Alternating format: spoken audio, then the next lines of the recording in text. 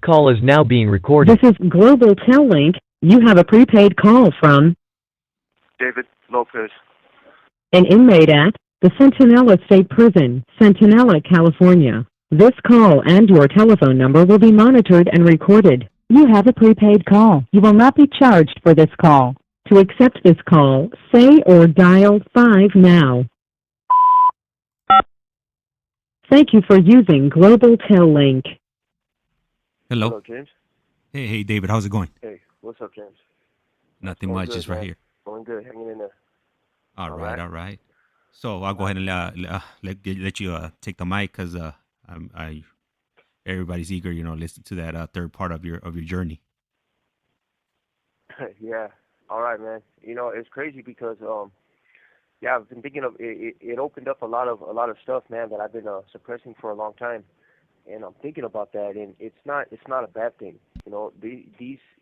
These stories that existed, they exist on a piece of paper. They exist in a C file. They exist in CDC's archives and stuff like that. But these stories where they're a poison.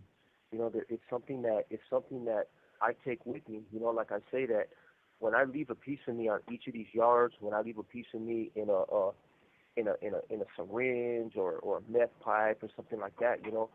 But I also take a piece of all that with me as well.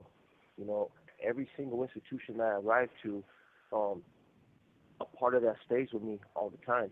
And when I leave that place, or when people leave my life, a part of them is always going to be with me as well. It's going to be a memory. And those things, when you get enough of those things and they start to stack up, you start to turn into somebody else, to something else. So I left you guys in CTF, which is Soledad. And I want to say that it stands for, they gave these institutions crazy names. So I want to say it's still for what? What does it stand for? My Sally knew. California Training Facility. I was going to say Correctional Training Facility, so it's good that he corrected me. Yeah, California Training Facility is Soledad. And yeah, same thing,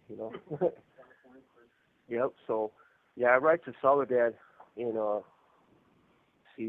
February 14th, Valentine's Day, 2005, So I got to Soledad, and I talked to you guys about what it was like walking into that institution and kind of seeing, that old school vibe that it had. I seen that it was up north, so I mentioned that the Northerners looked a little bit different. They were a little bit more militant. But see, by this time, my perspective had also changed.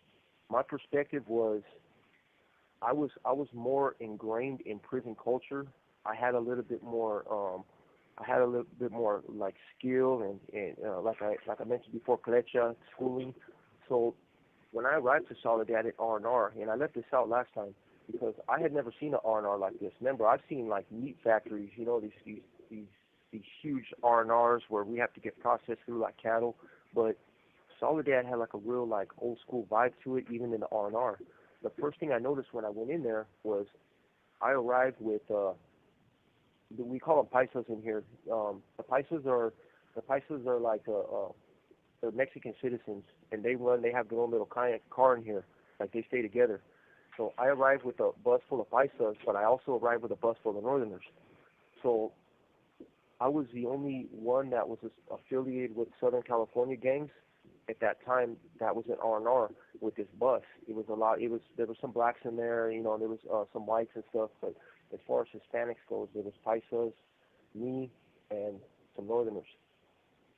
So the places that I had been to before, it was war during those years. Like we were on site with each other, we were going at it on the higher levels, on the 180s, but when I hadn't crossed paths with any of the Northerners or any of the other factions, there's another Central California thing that they got going on, and I hadn't crossed paths with them either, especially now that I'm back on a level 3 yard. So when I got to R, I'm noticing, I'm like, damn, these officers that work in there, they got these stripes up their arms, and these guys, each stripe represents 3 years, and I was counting the stripes on the officers' arms, and those stripes were, I know some of them had 8 stripes on there. That's 24 years, man, that they worked in there. They got a few that had some more. So I was tripping on that, at first. So and there's two cages where we get processed in. We get processed in these cages. So I'm sitting in the cage, and there's a few Paisas. They were affiliated with Southern California factions at that time. So the Paisas were kind of hanging out with me, and there was a cage that was full of Northerners, and there was open animosity, but everything is done so subtle and so respectful at that level. It's crazy. There's not like you can feel the animosity, you can feel the tension, but there's no disrespect at the time. They're not going to gangbang on me because I'm obligated to gangbang back. And even though we're all rolling into this new institution, we all know better. We cannot be the person that kicks off a war on the specific yard we're going to. So there's a lot of dynamics at play here. Just sitting in that cage. Now the officers, they've been down forever working in these institutions. So, at the end of the day, they don't give a fuck. They're going to sit back. They're going to hit their alarm. They're going to watch everything. They're going to observe, and their job is to just watch who's involved. And they're already thinking of how they're going to write the report. They're not going to move into a dangerous situation. They're going to be outside observers, and they're going to spray us and do stuff like that. But they're not a factor at this time. So me being like the little arrogant SOB that I was at this time, I was looking for reasons to kind of make myself known that I wasn't a. This call and your telephone number will be monitored and recorded. Deep down inside, I was scared, man. And I don't think they were afraid like I was because they had the numbers at that time. But, I didn't want nothing to happen in R&R. I had just been on who knows, man. I felt like 8 hours just going through pastures and orchards and, to get up to that prison. And the last thing I wanted to do was go straight from there to another holding cell, waiting to get processed into the whole, to an ATSE unit. But I'm still got that little bit of arrogance. I'm turning my fear into anger into arrogance. So I looked for excuses to go out of my cage to kind of let it be known that I'm here, I'm available, but I don't want to disrespect them. Like if they want it, then I'm here to be a part of it, but I'm not going to be the one to kick it off, So there was a water jug that was like they have these little cups of water outside of their little fenced-in cage. So I walk over there and I fill up the water. We kind of all look at each other. We say what's up, but like we don't say no words. It's just kind of like gestures, And I move back into the cage and I sit there. And in my head, that's a personal victory. I'm like, yeah, them fools don't want to, I'm right here. But at the end of the day, I was like, damn, I'm glad them fools didn't run out of that cage and jump my ass, So I go back in that cage. I sit there and I get processed into the yard. So when I walk into this yard, we're all in single file. We're all walking together. The tension is still there. As far as we know, we can walk onto that yard, and we're going to immediately learn what it is. And if it's all bad, these are the people that I'm going to be, we're going to be going at it right there on the spot. So we don't want to communicate too much because you don't really want to communicate with a person that might be trying to kill you in the next, few minutes. So we're walking down the row, and there's a lot of tension. I got some of them behind me, I got some of them in front of me, and I'm just walking like, it's what it is now. So I get into the yard, and right away it's an active prison yard, And so people want to see who's coming into the prison yard. I've mentioned this before. It's a little different though. Everything is more subtle. Everything is more subtle on yards like this. You get there, and you have to start identifying your people right off the bat. The Northerners are going to fall in with the Northerners. They're going to find their people right away. This call and your telephone number will be monitored and recorded. I'm going to look for the Southerners right off the bat. I mentioned like the long hair and certain tattoos, but I can kind of tell. You can kind of feel the vibe. The Northerners are going to kind of fall in with the guys where the long hair's at. I'm looking for Woods, because generally the whites are associated with Southern California factions, so I can kind of see where the whites are at. And I need to go and I need to blend in, and I need to ask a lot of questions fast without letting anybody know that I'm asking these questions. So I need to fall right in, and I need to let my people know, hey, these guys that I just came in with, these guys are all Nathaniels, these are Northerners. And I need to know what it is. I need you guys to know that this is who they are, because if they're on site, we got to do what we got to do. I can't fail to do that, because if there was something going on and they were to slip into the yard, one thing I learned about the Northerners is them dudes were very, very calculating, man. They were more calculating than, any faction I've seen in my life. Them dudes will play the part. They'll cruise in like everything is good, and before you know it, you got 3 or 4 of them on you from behind. Them dudes will wait. When they got my ass in SADF and that riot, them dudes had a militant mind and approach to everything that they did. They made sure they were outnumbered on the yard, but they made sure that when they made their move, they had a tremendous amount of numbers on us. We went at it with close to 70 of them on 20 of us on a yard where there was actually 400 of us. They found a way. They played it off. They acted like they were licking their wounds, and they struck. And when they struck hard. So you have to. We want to know where they're at, and they want to know where we're at. So when I get into this yard, I find out who I'm talking to, and there's people that will use a disrespectful term to talk about the Northerners. It started with a B, but I'm not going to say it because it's very disrespectful, and I have a lot of respect for the brothers from up in that area, But in those yards, the little youngsters, they would throw that term around. And if these dudes heard it, like I said, man, they'll tell their people, and they'll do what they got to do because they're not going to get disrespected. Prison is all about respect, but it's all about maintaining an image, and the image is violence if we have to. If we have to assert ourselves, that's what we're going to do. So when I went there, I made sure just to use I used the Northerner word. I didn't use the derogatory term, and they understood that, and they said, no, this is where they're at, and it was an experience, So I'm dealing with that. So then I don't even know where I live. All this stuff is playing out right there, and it's all done real slick. Like you don't let anybody know kind of what's happening. Everybody knows what it is, but no one's really acknowledging it. It's like I call it like water flowing, Everything's what it is. There's a motion to everything. So boom, I follow with my people. They direct me over here. I follow with the people from my area. I try to find people from my hood. If that's not there, I find people from the closest hood, and then we move around, right? So they're the ones. By the time I get to the building, I'm with homies from my hood where I grew up with. Like we're gonna, even if I don't know them, we know somebody. There's a connection. Once I find that connection, bam, I got my ace deuce on the yard. So I remember the first time I walked into this building. Well, when I seen this prison, I have to say that there's old school prisons like that are the notorious ones, like San Quentin. Everybody talks about Folsom, Chino. Like these are old institutions, man. They have a vibe to them. Soledad, Tracy. I'm told that Tracy looks similar to Soledad. It's just the way everything is set up. It's like it looked like a housing project. First thing I noticed is at the yard, there was a lot of people on the yard, man.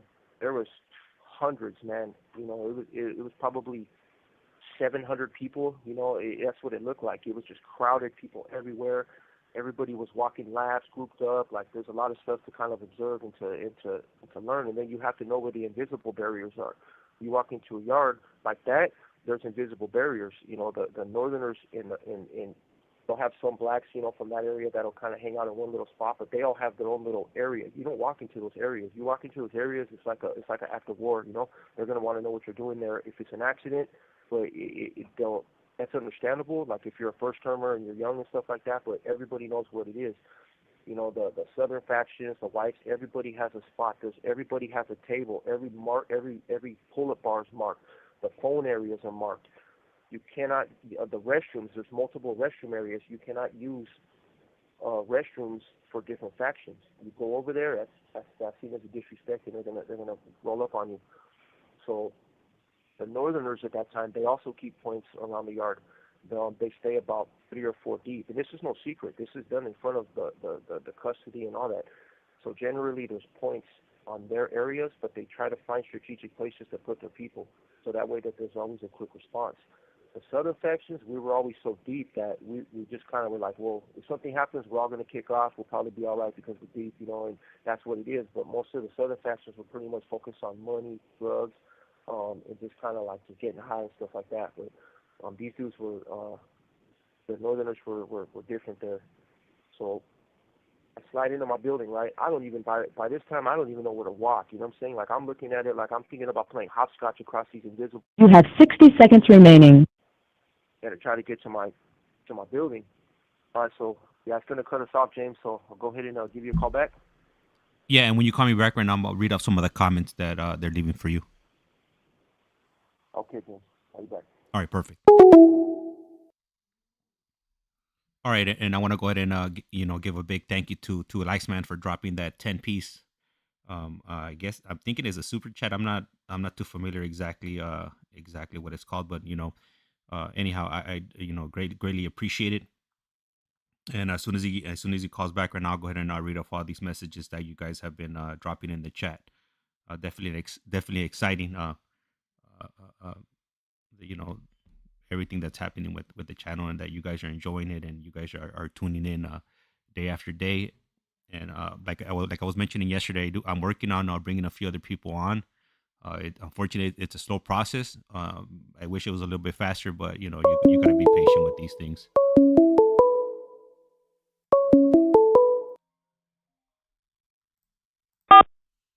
This call This is now being Global recorded. Link. You have a prepaid call from David Lopez. an inmate at the Centinela State Prison, Centinela, California. This call and your telephone number will be monitored and recorded. You have a prepaid call. You will not be charged for this call. To accept this call, say or dial 5 now. Thank you for using Global Link. All right, All right, David. back.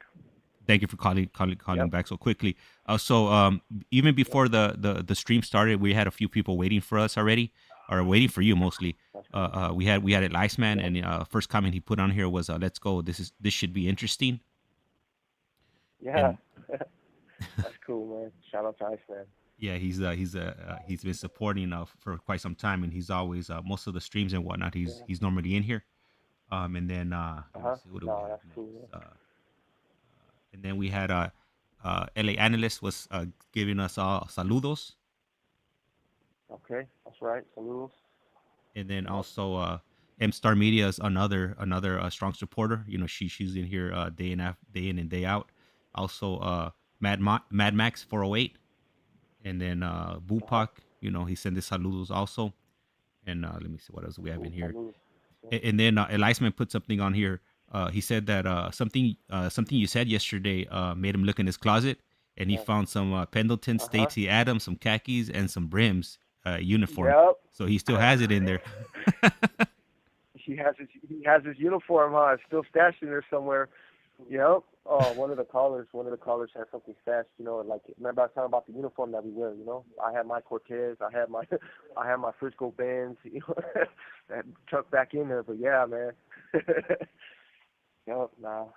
And then That's let me that's a part of it. Right? Yeah, go a ahead. Go piece ahead. of them exists in that uniform.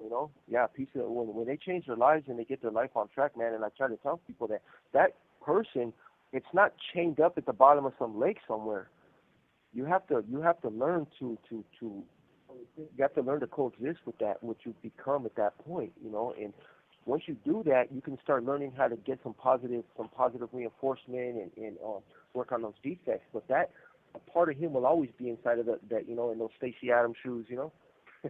That brim hat. Yeah, yeah, Yep. yeah. And then I got another message from Absolutely. Irene. I'm assuming this is one of your family Uh huh. members. Uh, Yep. and Irene put, Yep. you are amazing. I'm really proud of you. And I can't wait to see how many people you get to help out here. You've helped so many people, so many Yep. men inside. You are changing lives. Yeah, that's good. And the thing is with Irene, and I'll get into it further, as my story progresses. But Irene she's a lot of the reason why I am who I am today. That's a one of the strongest women that I know. I'll get into who she is more down the line. Okay. So I could keep that in suspense a little bit. But yeah, it's an amazing woman right there. All right. Keeping us on a cliffhanger here. And then M Star Media, she sends Yep. her salutes to you. Okay, salute to her too. And then Salute. and Iceman, once again, he's complimenting you on your details, your incredible details on your story. So you're definitely taking him down memory lane with everything you're sharing with us. Yeah, and it's crazy because I've heard that a couple of times. I've talked to a few people, and even my cellie was like, "Man, I was sitting here, I was there with you," and it's um I have an interest in writing and stuff like that. It's just a natural ability that I have. So I'm I'm expressing things the way that I see things, and these memories are they're ingrained in me. They're a part of who I was and a part of who I am, and so I'm glad that you guys get to experience that, so you can see in anybody that's struggling, I want you to see what it really is. This is what this is. It's not all glamorous. It's not all fun. Some people make it, man. I don't know how the hell they do, because I tried. God knows I tried, but this is what the reality of that lifestyle is. This is gangster's paradise. I'm sitting right here in the middle of it, locked in. You're There's no absolutely such right. thing. And I'm gonna read off two So comments right now before I hand over the mic to you, and then we'll go ahead and okay, let you get on with the story. So Mad Max yep, 408 put that he appreciates you not saying it because he is from up north, very respectful. So he's absolutely, he yeah. notices how you carrying yourself. It's absolutely. I appreciate that too, and much respect to them. And it is derogatory. It is disrespectful, and they don't got that coming. So I'll just leave it at that. All right, and then So one other comment from Iceman.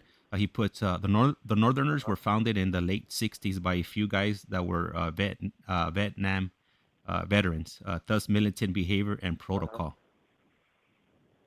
Yeah, and I seen it. I seen it with my own eyes, man. And I have a term that I picked up, and you hear this in the ad sage and in the shoe. And there's a term that I would hear a lot, and it was called machine in motion. And they did it during their workouts. We all remember I told you we all had a form of the soldados from both factions, both sides. We had a real militant way of our exercises and workouts. And one thing that we were quiet when the Northerners did their workouts. We showed them a respect, and we were off the tier. So I was listening to their cadences. I was listening to their version of the Nahua, the Aztec, in their counts and stuff. Mostly it was just out of curiosity. But one thing that I always heard was the machine in motion, and it tripped me out because I thought, like, man, that's a part of what I was. Everything that I did to be involved with prison behavior, with convict behavior, I was a part of the machine in motion, and that machine it's an evil machine. It's something that's it's destruction, a machine of destruction. They were using it as, I'm sure, mind, body, and soul. That was their machine, and that's how they had to look at things. But that term always stuck with me throughout the years. And when I facilitate groups and I talk about recovery, I think about it. What are you really when you're abiding by these destructive cultural norms in prison? You're nothing but the machine in motion. But it's a destruction. So yeah, there's things that stood out to me. That always stayed with me. But yeah, much respect to brothers from up north, and they're a part of my journey as well. All right, so I'll go ahead and So continue with your story, and on the next phone call when you jump back on, I'll go ahead and yep, continue with the messages. that's cool. That's cool. So yeah, so I get there to I get there into the building, and I step in, and I look around, and I'm like, damn, I had never seen a prison like this. I've seen these monster complexes. That's what they're called. Delano, um, Ironwood. Which these the way that they're designed, it's a beautiful work of architecture, but it's also, I want to call it beautiful madness or beautiful chaos, because what it represents is pain. It's insane. It's the punitive punishment of society. That's what it represents. But the way that they're set up, these complexes are immaculate. Everything is perfectly situated. Everything's got a purpose. There's yellow lines that go across the entire place that you look at. The rails are turned a certain way. The observation towers look a certain way. There's a dynamic to it that's just immaculate, man. I don't know who the hell sat there and designed something like this. But it was made with perfection, and Soledad wasn't that.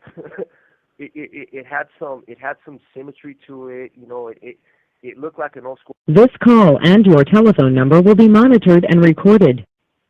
You walk in and you see that you get some more of these OG cops. They got them stripes up their arms. You kind of see everybody. There's a lot of OG lifers that were there. Dudes that have been down for a long time.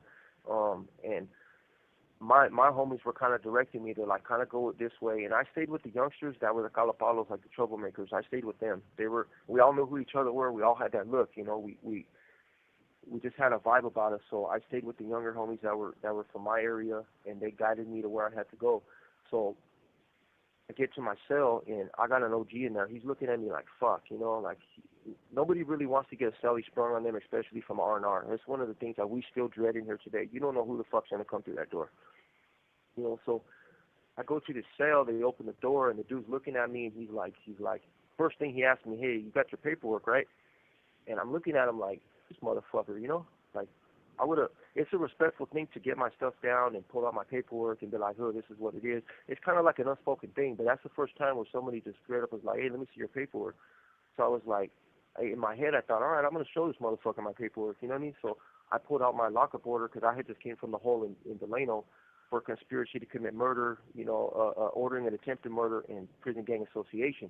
So I'm like, you want to see my paperwork, motherfucker? This is my paperwork, But I just gave it to him, and he looked at it, and I could see that his attitude kind of changed. Like, he's like, hey man, I don't, he's stuttering a little bit, and I'm looking at him like, it's what you want, right? You want to read my paperwork, So, and now I'm like, all right, well, you got your paperwork, right? Now I want to see his paperwork, At the end of the day, when I look at that shit, like, I'm not, I know what to look for and stuff like that, but like, I'm going to assume that you're probably not here for nothing bad if you're on these types of yards. Like, they got people that screen these things out and shit like that. So I'm not doing that. But his, I read every line. I wanted to know who was what, what was what. And they're basically, when they read your paperwork, they're looking to see if you're there for, like, a sex crime or something crazy like that, And the paperwork, it talks about that, So I just look, I see that his shit's straight, my shit's straight.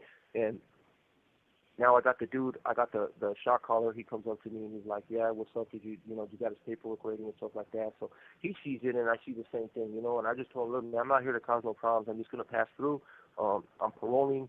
I'm finishing up my term and I'm out of here, So that's what it was, man. But everything was good with that, and I kind of just stayed off the way. And they were watching me, because at the end of the day, they don't know who the fuck I am. They don't know nothing about me. I'm not putting no names out there. I'm not saying who I knew, who I was supposedly connected with. I mentioned my boy that I had an event that I got real tight with, and I'm not. The last thing you ever do is throw these guys out there like that. It's not good for them. So I'm kind of just staying to myself, and that's what it is. So I go out. I remember I want to go to the yard, but at that time you had to stay orientation for 2 weeks. So I'm looking out. There's a pretty big window overlooking the yard, and the way Soledad is set up, like, it looks like a housing project. The buildings are really tall. There's 3 tiers, like 3 stories of cells. The cells are small, man. That cell's like half the cell I'm in right now. That shit was small. Like, I looked at it like, oh hell no, I don't know how these fools live in here. But I kind of just stayed up on my bunk in a little area. Everything looked weird. Like, the sink looked weird. It looked like it was like a porcelain sink. It looked like it was gonna. Everything looked fragile. There was nowhere to put TVs. I didn't have a TV because I was coming from reception anyway. But my cellie had a TV kind of rigged up on something, and I was just like, man, this dude's living here in like Sheet City. He had sheets hooked up and shit like that. But everything like the lines, the lines so he can use the restroom in privacy. So he puts up a little curtain and stuff like that. But I was like, man, I'm practically in the damn toilet with you. The cell's so small.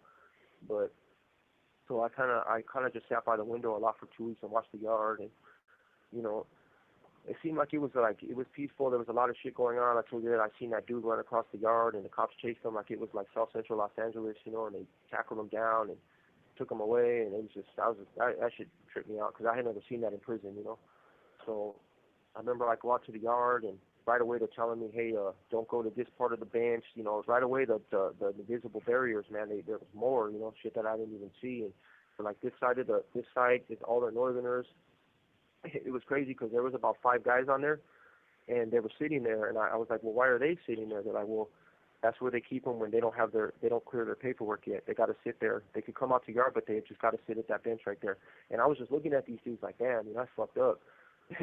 That they did that, but I mean, I see that they want to make sure that they got who they got. That's their faction, that's their politics, that's their business, but it stood out to me. I was like, damn, that's fucked up, But they sat there, man. They sat there until they got whatever they had to confirm who they were, and then they can go out and integrate into the population. So I seen a few dudes get hit right there.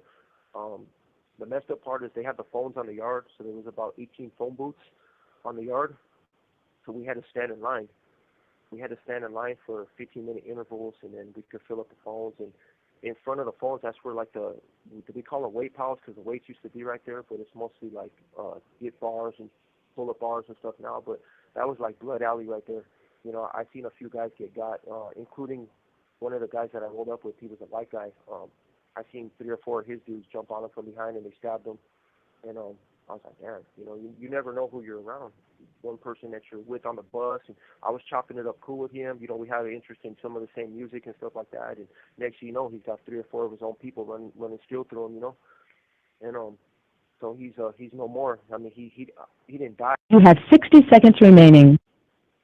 but that's what it is. Here 1 second, gone the next. So all right, James. So I guess I'll call back right now. Yeah, definitely. We could run as many phone calls as you want today. I didn't book anything after you, so we could do as many as you want today, That's cool. Yeah, or until good, my man. lady I got comes nowhere to knocking go on the right now. door. One or the other. Yep, that's what it is. Yeah. That's cool, man. Yeah, all right. So I'll give you a call back right now. All right. Perfect.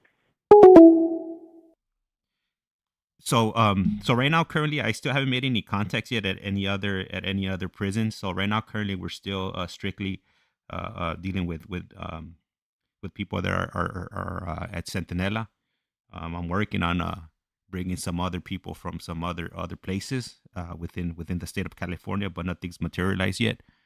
So for the time being, we're still exclusively only featuring people that are currently incarcerated at Centinela State Prison. Yeah, and that is correct. Mad Max, he is Jesse's celly. That's how he was able to come on. Jesse referred him over. He said that his celly would be the perfect person to bring on, and now he is here. This call This is now is being Global recorded. Tel Link. You have a prepaid call from David Lopez. an inmate at the Centinela State Prison, Centinela, California. This call and your telephone number will be monitored and recorded. You have a prepaid call. You will not be charged for this call. To accept this call, say or dial 5 now. Thank you for using Global Tel Link. All right, thank you, All right. thank you, David, for calling back. I got a message here from your sister. Yep. She puts, "Hi, brother, Jess here. Yep. I'm here listening. Just sending some love. It's crazy to hear what you've been through, and where we fit in your life for that small moment that felt like forever." That's cool, man. Yeah, shout out to them. Yeah, like I said, man, they don't know none of this stuff. Like the guys who are here with me, that experience this with me and stuff. Yeah, we all know. We all know what it is. But this is they're an outside observer. Remember, I was gone to this for a long time. So, wow, that's cool, man. Shout out to my little boo, man, my sis. All right, and then I'll just go ahead and let you continue. Right now, we'll let a few more comments Yeah, build up before I start reading more off, and then so it doesn't distract you that's from cool. from your journey. Yep, that's cool, man. So Soledad came and went, man. One day I was there, and then boom, I'm back on the bus again. And it's crazy because I paroled and that was just a violation with the new beef. I got 16 with half for possession of a firearm. The stuff happened in there, but it wasn't that long. I was a low level offender and whatnot. But said a piece of me changed. It's all of that too. Because I experienced that environment. I was a little bit more seasoned now. I've been around a little bit, do more things. But I'm gonna say that my contact with gang leaders changed me because I had never experienced anything like that. At that time, I was just some youngster just cruising through the system. But now, as far as people knew, I was a connected youngster that knew people. So when I got back out to the streets, my focus wasn't on like my family. My focus wasn't on getting a job. My focus is on, okay, well, how can I exploit my new status as far as for the gang? Because at that time, I didn't value myself as an individual. I didn't even know who I was when I first got taken into the halls all those years ago. I was just a scared kid coming off of meth, just trying to get by in the system.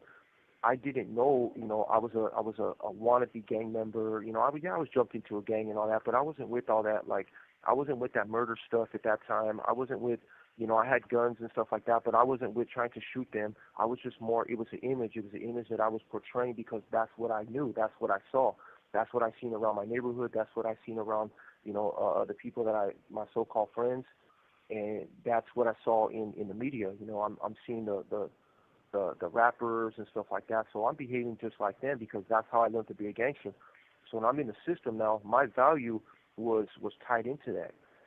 These people, they're looking at me. These are guys that I learned, I came to admire. These are guys that I looked at them like they could do no wrong, like they were like gods in my eyes, and they were looking at me and they wanted my input. They wanted to give me jobs. They wanted to teach me, and they were willing to listen to me and let me make my own decisions.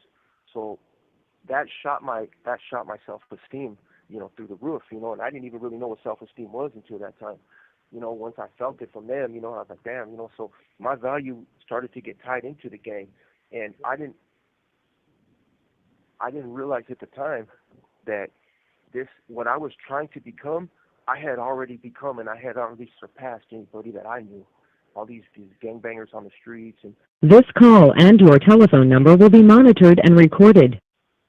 these people that I associated with out in society, they weren't putting in work in these notorious prisons. They weren't spending time in the shoe or in the hole and stuff like that. So I had already become that, but I was still searching for something.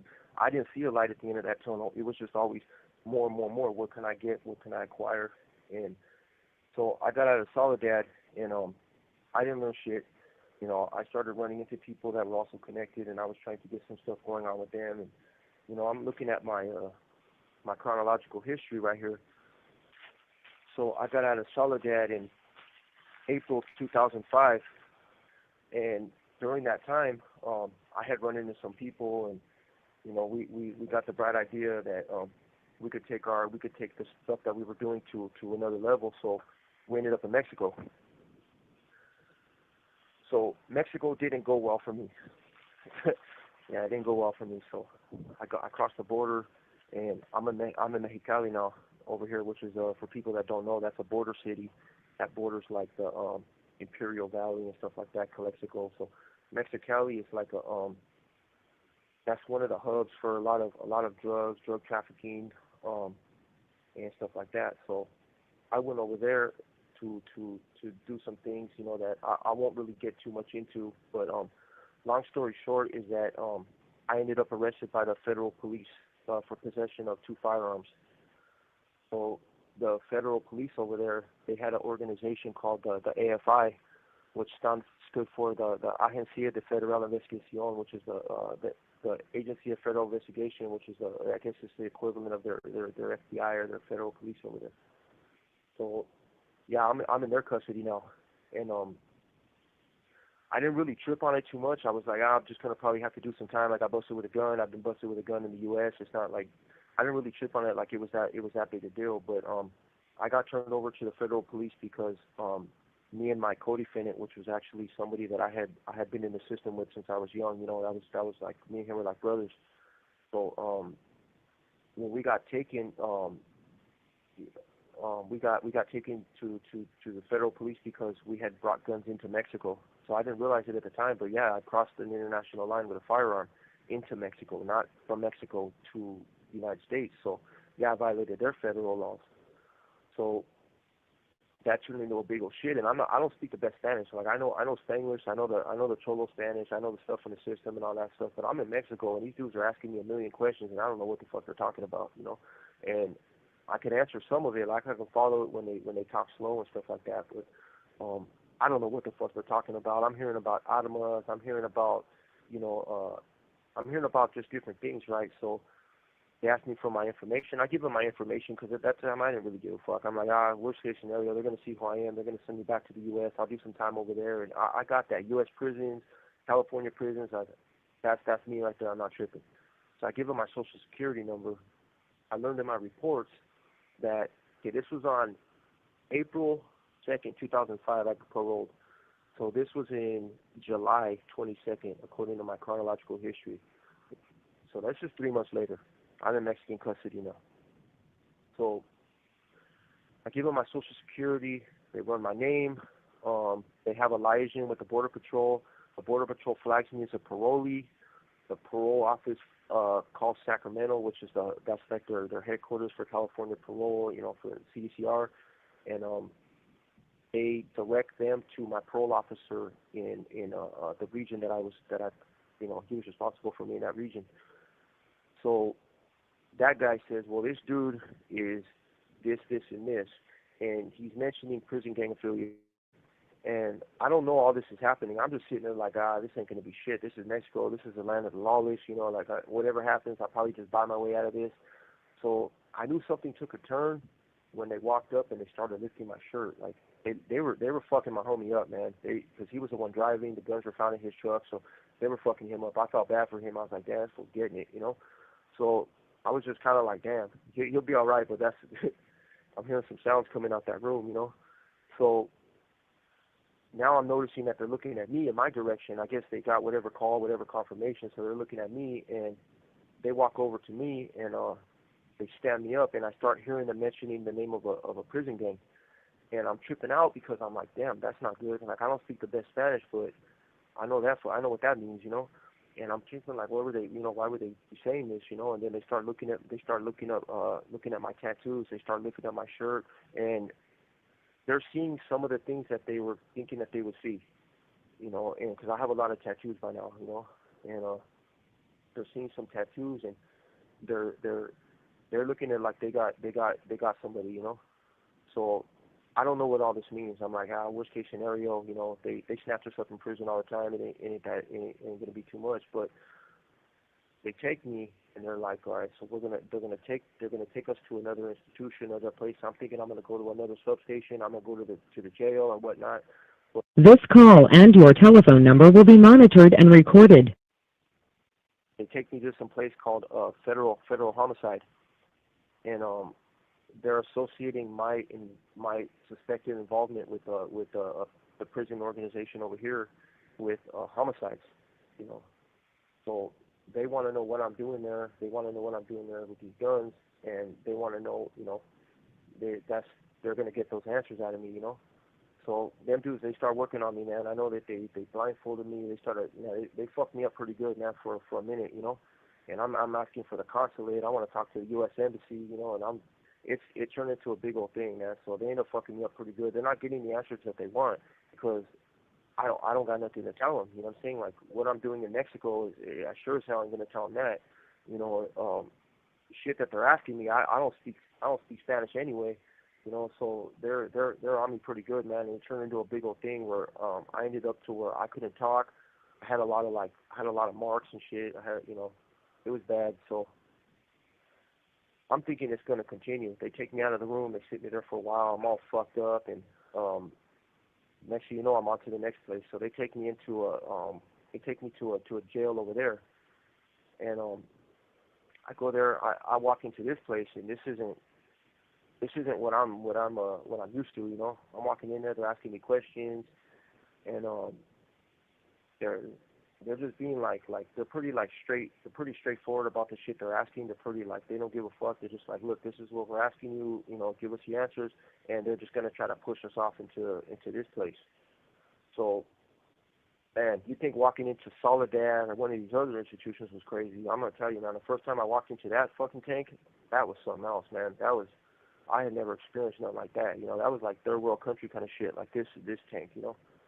So, yeah, I walk in there. It's fucking people stacked from the floor to the ceiling.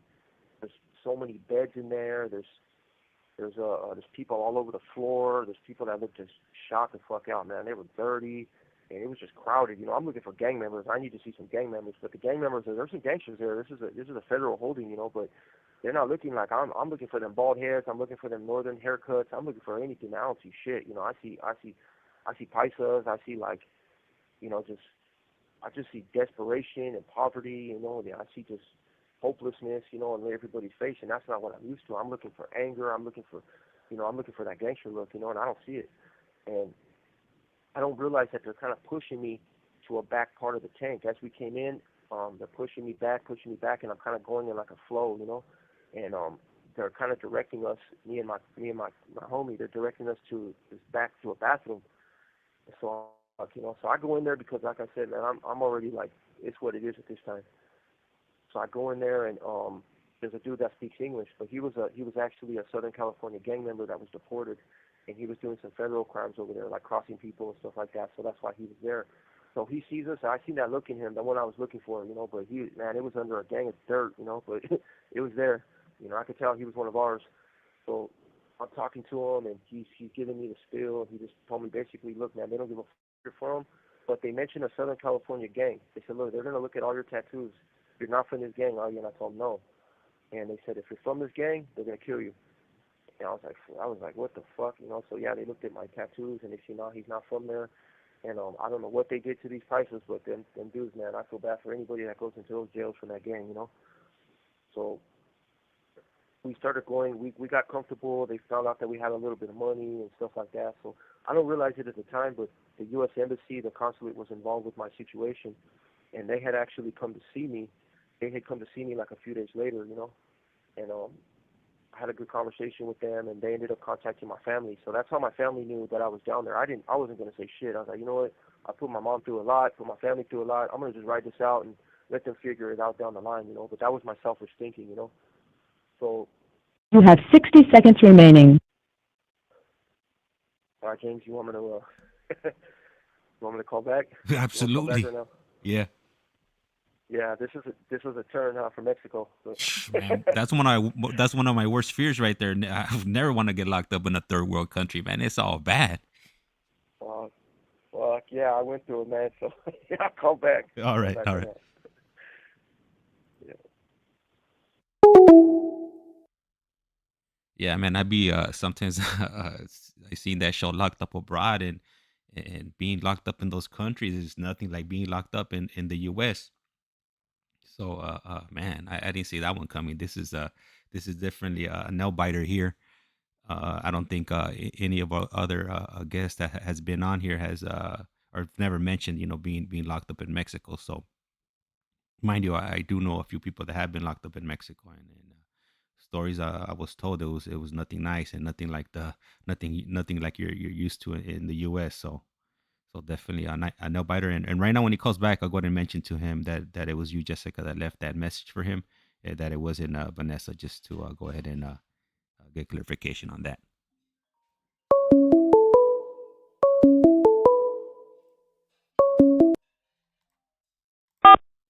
This call is now being This is recorded. Global Tel Link. You have a prepaid call from David Lopez. an inmate at the Centinela State Prison, Centinela, California. This call and your telephone number will be monitored and recorded. You have a prepaid call. You will not be charged for this call. To accept this call, say or dial 5 now. Thank you for using Global Tel Link. All right, James. Hello, David. But before you go on, I want to go ahead and read off another message because your sister tapped in again, and she just wanted me to clarify Yeah. that it's Jessica and not Vanessa. So it's Jessica, the one that's currently watching the stream and sending out her support. Oh, okay. Yeah, I didn't know that. All right, cool. Yeah, that's oh, she's pretty close to our family. That's And then cool. All Eliasman right, yeah. So. put a message on here, and Uh-huh. just want to throw this out here before you Yep. continue. That in Mexico Yep. they call cachicanos plásticos. Absolutely. I got called a lot of stuff down there.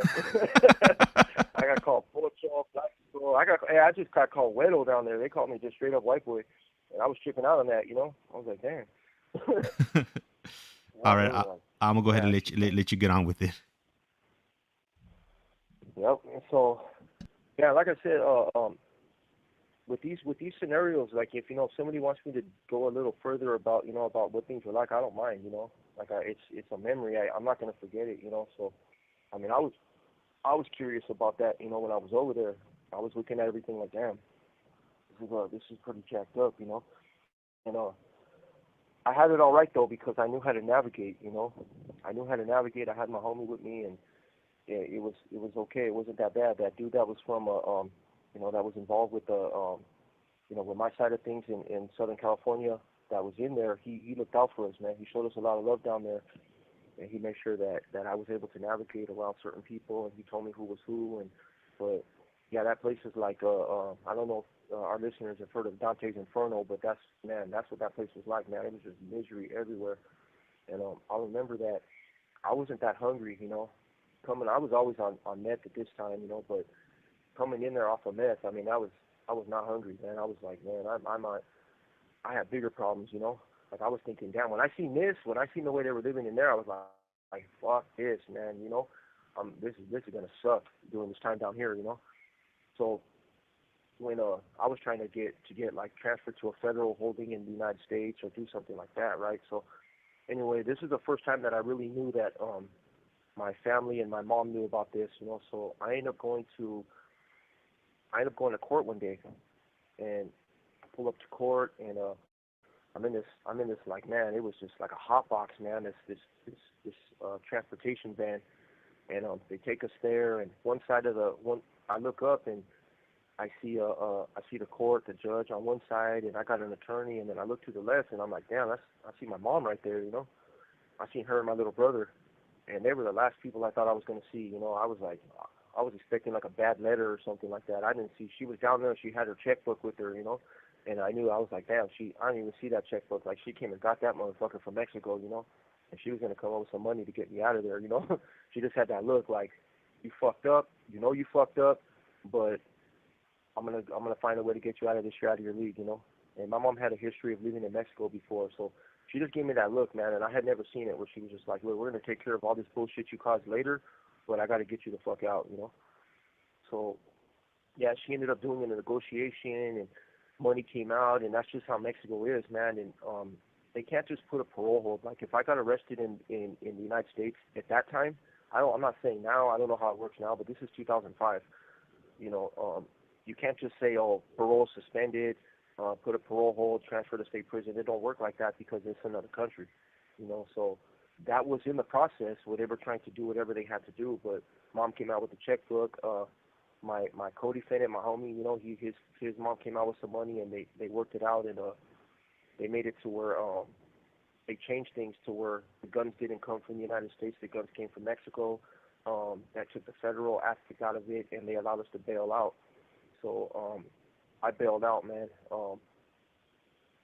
It was crazy because I got released and went to the border, and I crossed back into the United States. And honestly, when I went to the border, I thought I was gone. I thought I was going back to prison. I was like, I didn't give a fuck. I was looking forward to coming into these nice ass clean institutions, something like that. Like I didn't care at that point. I just wanted to get the fuck out of Mexico. That was my only goal. So I didn't have to spend too much time down there, but I was crazy because I crossed right across the border. They asked me a few questions. I gave them a few answers. They looked at me, and they fucking let us go. So I'm tripping out because I'm super wanted. I'm looking at this paper right here that says the parole was suspended on the day that I got arrested, that they notified that I was over there. They put a warrant. They did all this shit, but they weren't able to come and extradite me at that time. It kind of moved kind of quick. So I'm back in the U.S. and boom, I'm back there, right? I'm in the desert now. I'm hanging out there, and it's just like, damn, I'm looking around, and I already felt off to begin with. I've said to the viewers before that the way prison had me was I was already distant and I was already detached as it is. I felt like I was just like something that was inserted in society. I didn't have my place. But coming out of Mexico and being back inserted, it was like I was in a Truman Show. I was like looking around and all the green grass and everybody just mowing their lawns and looking normal, and I was just kind of looking at, I was like a tourist. That's how I felt. I felt like I was looking at the world like watching it on TV, like I wasn't a part of it.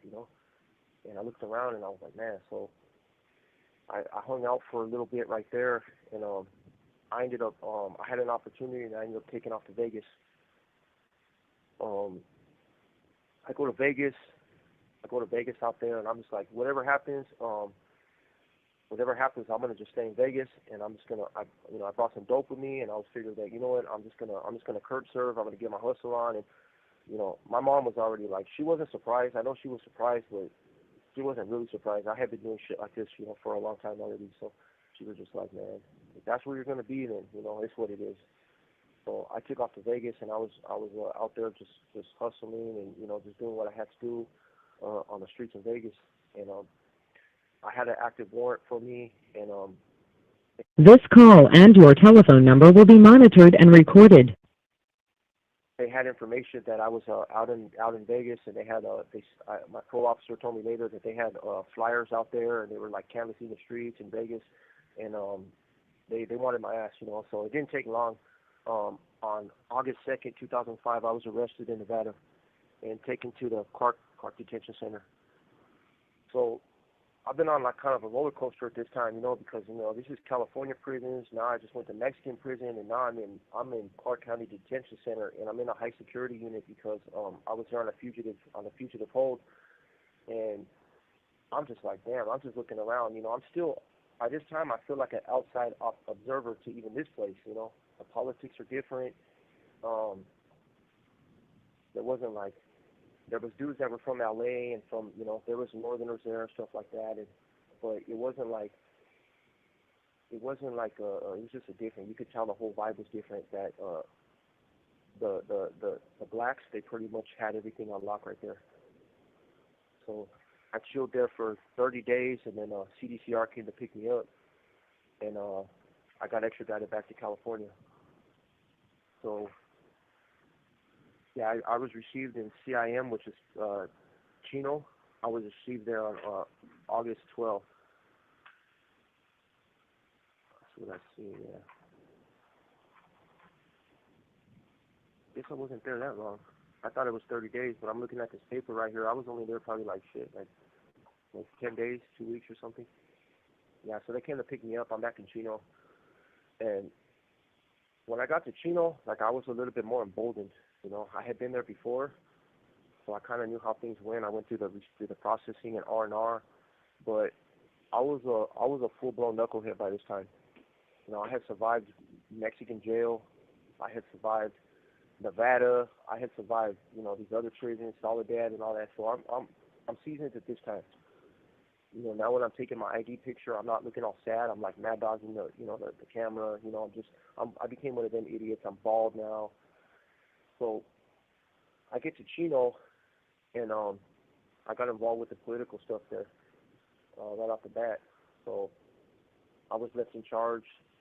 I was left in charge of one of the units there, and I was calling shots there. I was doing what I had to do, and representing what I thought was appropriate behavior in Chino.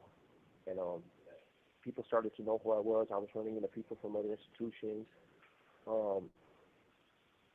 There was a gang leader in the back, that I had known at that time. So he had given me some authority and stuff. So the crazy part is that from there I got transferred to I was in Chino, and there was a huge riot there on a place called Chino. At that time was separated into Chino Minimum, Chino West Yard, which was like the low levels, Chino East Yard, which was a secure, it was like level 3 and 4, Chino East Yard, and then there was like a minimum yard. But Central was like a war zone. Centrals were that's where Sycamore was, and there was another place called Madrone. There was a notorious ADSEG there called Palm Hall. Now, Palm Hall, I think, was in that movie American Me. I think they walk under it, says Palm Hall. Well, that's really the whole of Chino. It's a notorious ADSEG. That's headquarters and stuff like that. So that's where the gang leaders they were housed at. So there was a huge riot on Chino East Yard, and it got so bad that they had to call in like outside agencies to come and break up the riot. It was racial, it was Hispanics and blacks. So one day they just come and they start yelling out names, last names, because they need to repopulate this yard. They had taken all those guys out, and that CDCR does that from time to time. Like if there's a huge incident, they'll just try to take everybody and just scatter them across the state in different institutions, and get them out of there. And then they'll repopulate the building with new people to try to like squash the tension. So I was one of the first people that went into that building to repopulate it. I ended up meeting one of my boys right there. He was good people. Well, he's dead now. He passed away. This call and your telephone number will be monitored and recorded. Yeah, so ended up on Chino East Yard, and since I had some, I was the one that was involved with the politics in Central. Everybody was kind of looking at me like, well, what do we do? And before that riot happened, they had put a policy on that yard, which means that we couldn't stay there longer than 30 days. And I guess there was something going on because there was SMYs on the other side of the yard, but it was reception still, so we didn't have contact with them. But whoever made those decisions, and I know who it was, this individual, he made the decision and said nobody can stay on that yard. If you stay on that yard longer than 30 days, your career is over. So in my head, I'm thinking, well, I don't want to stay on this yard for 30 minutes. I'm not staying on this damn yard. I don't care if I'm doing a violation at this time. I don't care about picking up time and nothing like that. So,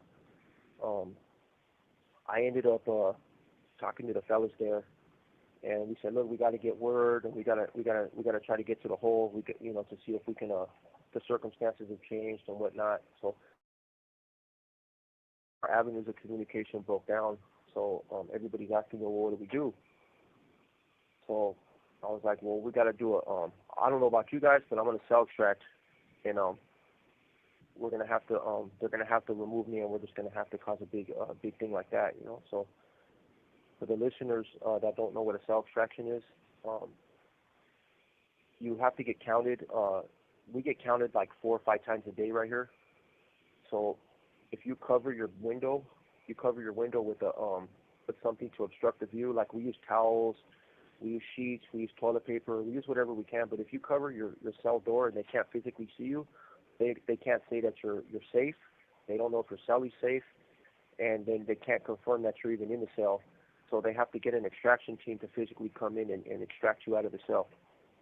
And those are crazy. Cell extractions are freaking nuts because those guys, they come in with like gear that I never even seen, and they bring the biggest COs, the biggest cops that you'll ever see, man. They come in and they lead those extraction teams, and it's crazy up in there. They gas you out too. There's a place where you put your hands through, or it's called a tray slot, and they have a mechanism that hooks directly up to the. You have 60 seconds remaining. And it has like a giant like rigged pole, and then they have a gassing it's like a pepper spray gasser, and they gas you out, So that's how they try to incapacitate you before they come in and get you. So, yeah, I guess I'll call back. Yeah, let's run it. All right, call back. All right, man. He definitely has me on the edge of my seat over here. Man, this story is definitely taking a lot of twists and turns, and I didn't know any of this stuff beforehand, so it's definitely interesting. The twists and turns that his story is taking. And I'm looking at the chat. You guys are cracking me up over here.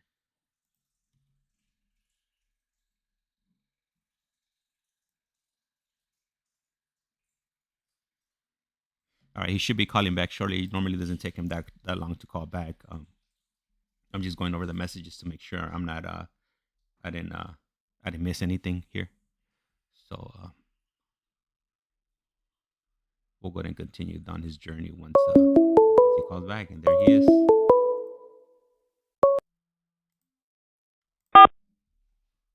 This call is now being recorded. Link. You have a prepaid call from David Lopez. an inmate at the Centinela State Prison, Centinela, California. This call and your telephone number will be monitored and recorded. You have a prepaid call. You will not be charged for this call. To accept this call, say or dial 5 now.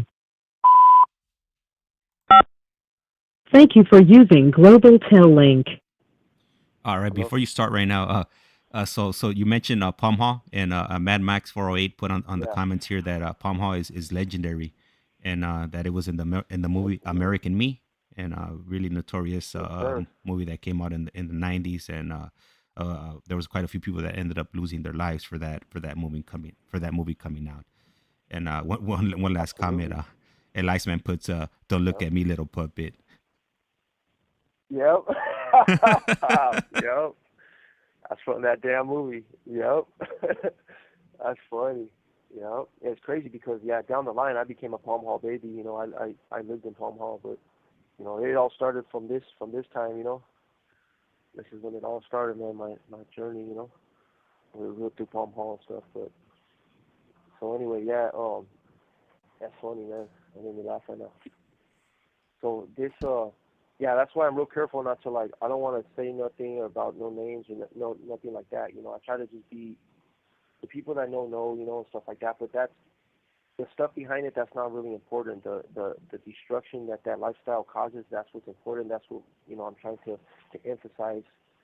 You know, with these stories and stuff like that. Like I want people to know like what it is there. You know, and um, I got to give respect for the people that are still suffering. You know, that are still involved in that stuff. You know, and this is yeah, this is some time ago, man. You know, and all right, so anyway, yeah, the cell extraction. I was talking about these. You know, when they come and they gas you out. You know, so it got pretty crazy at this time.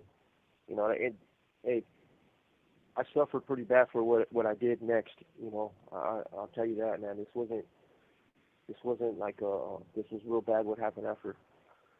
So because I was the one that was, you know, they classified as in charge and stuff. And in reality, I was, man. I was the one that was kind of just directing this and orchestrating it. So as soon as I decided that I was going to cover my window and I was going to board up, um, everybody there that was involved with our faction, with our organization, they were also obligated to board up. You know, you don't want to be the guy that doesn't board up. So it became like a massive extraction. This call and your telephone number will be monitored and recorded. When that happened, the whites there that were associated with us, they were like, "Fuck it, we're gone too. We're out of here." So they all board up. And this is the second major incident that happened within a week. They just had this huge riot where outside agencies had to come in and they had to retake hostages that they had. They had non-inmate hostages in there. And now this is another major incident that just happened a week later. You know, right after that in that period. So they want to everybody's there. They have all the big dogs there, like the from the law enforcement and stuff.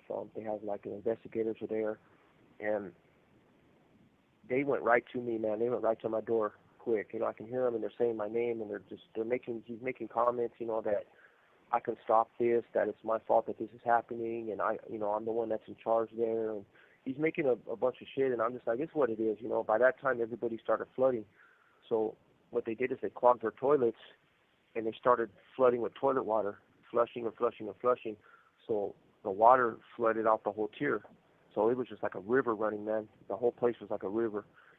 So they came to the front of the cells, and they opened up all the chases. They have chases in between two cells that control the water.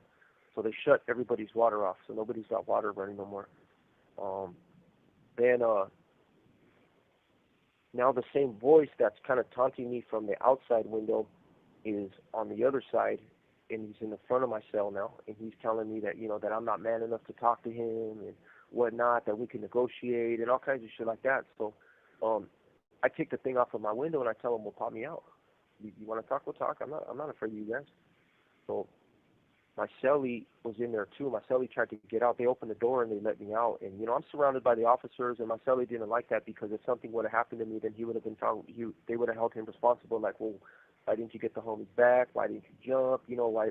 How you gonna let him go out there alone? So it was pretty ballsy that he let me go out there by himself, but he trusted me. Like, I knew what I was doing. So they pulled me out. The negotiation, you know, it broke down. That's all I'll say. It didn't work out. So they asked me to return to my cell. You know, I wasn't going to do that either. I wasn't going to go back in the cell. I figured if they're going to gas me out, they're going to gas me out from this tier, you know. And it's a long hallway. The way that Chino Richard was set up was it's a yard separated from the prison, but it's also surrounded by an electrical fence. It's its own little prison within a prison, you know. So they're long hallways of cells that face each other. There's a center hub in the middle that the officers that's where they do their work, you know. It's like a hub, and it's like a hub with two arms coming off of it. One arm goes left, the other arm goes right, but those are actually two long hallways of cells. So they had when I refused to go back in the cell, they kind of got some distance from me, and I didn't know that they have bars, like the classic bars from the prison movies. They have bars that are on a roller, so they rolled the bars and they locked me onto the tier. So now I got my I'm on the tier now. It's long. I can move around, and there's water everywhere, so I'm like slushing through water, and I'm like, damn. In the back of my head, I'm thinking, damn, I'm fucked out here on this tier. I should have just stayed in the cell and kept my mouth shut and got extracted like everybody else. But now I'm on this tier, and my cellie's pissed off, man. He's like, I should be out there with you. He's like, he's looking at me through the glass, the window, and he's like, man, I'm fucking in here by myself. And he's like, well, break my window. Just break the window out. So he slides me a piece of metal that we had, and I put it in a sock, and I swung around and I broke the window. Boom, broke the window out, shattered it.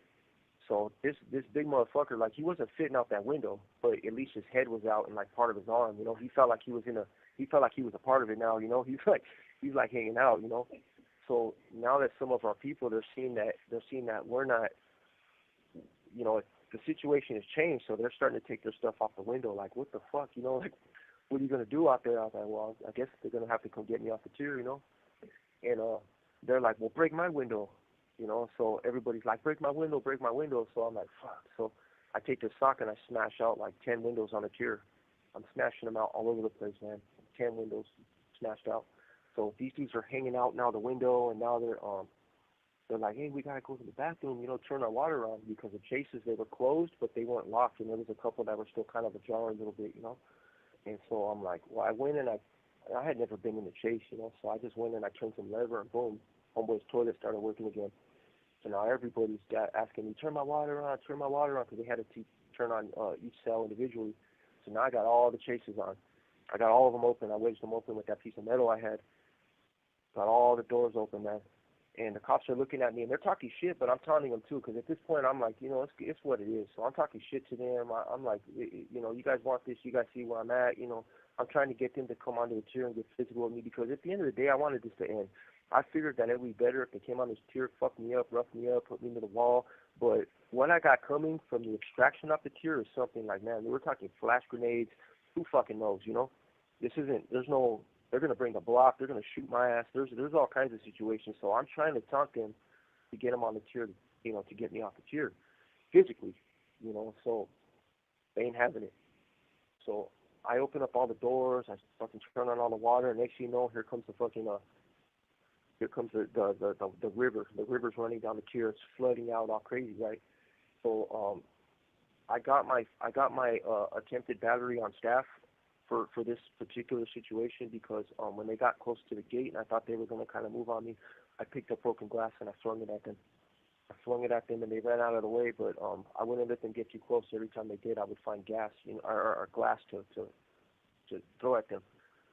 So my cellie, who's hanging out, his head's hanging out the window, and he notices in one of the chases it's red, it's a red chase, and he's like, look, there's a fire extinguisher.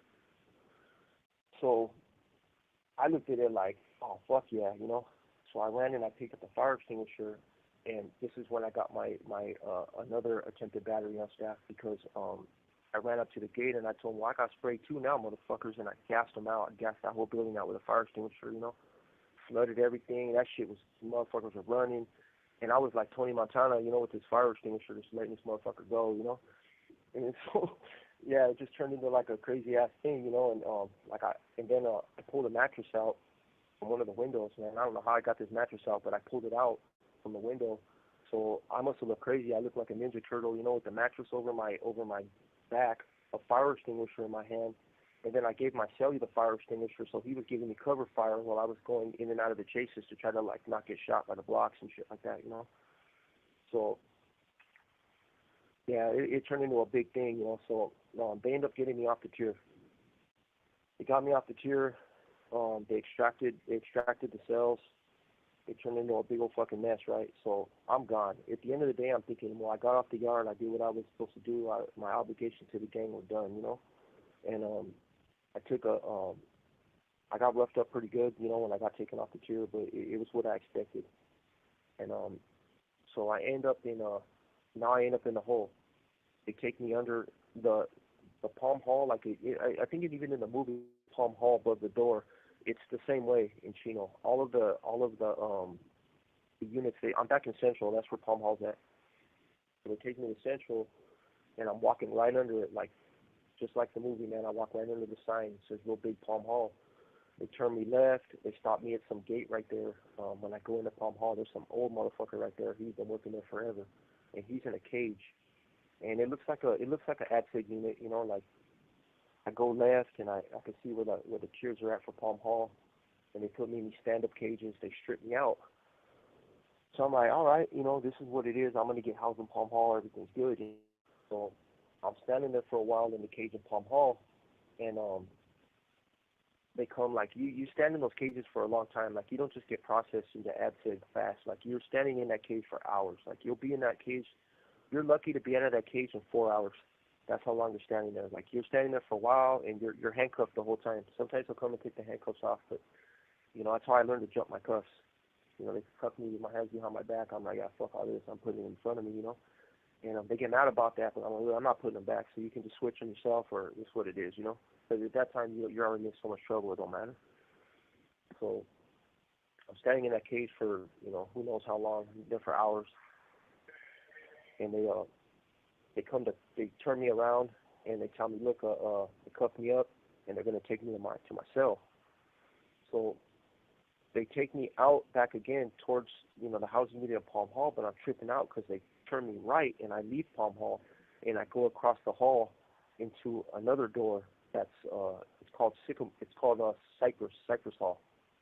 All those units in Central, they're named after trees: cypress, birch, Palm Hall, sycamore, madrone. Those are all different trees. So now I'm crossing out of Palm Hall, and I'm going into Cypress.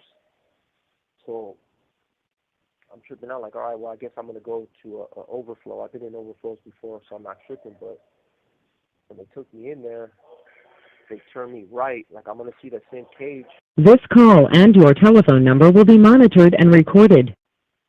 I'm looking for the same cage that I saw across the hall in Palm Hall, where the old timer was sitting, you know, the old cop that was processing me. He's not there. I go into Cypress, and I go right. And I'm thinking, damn, I didn't even know that you go right, you know. Like, I know you go left, but I've never been right before. So I don't know what the hell right is, you know. I think it's like an old dining hall that they don't use because it's just a hall, they don't use it. So I'm going right towards the dining hall, and then they turn me left again, and they open up a gate. So I'm like, damn, they got their own key to this gate, which is normal, but I'm noticing that the gate is also a booth. It's a booth, and there's another old dude, and this dude's got stripes all the way up his arm, you know. And I'm seeing him, and I'm like, man, you know, this motherfucker just sits in this little ass cage, this booth, looks like a phone booth, and he's got his desk right there. He's got his little stuff, his radio, and I'm looking at all this stuff. You know, I think he's got like a log sheet. So I go into his little booth. The officer logs me in. He turns me left again, and they open up another gate. So I'm like, damn, what the hell is this? You know, so I go into that gate. You have 60 seconds remaining. Yeah, they turn me right onto this chair, and this chair, man, it was something that I never thought existed in Chino prison. Like, this was a special chair. So, all right, I'll call back, James. Okay, we'll be right here.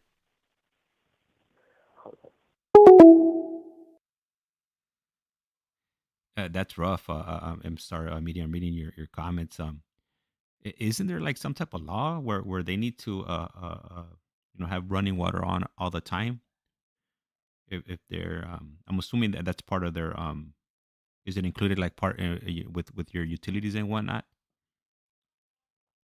or did they just did a pipe bust in the building and they haven't fixed it?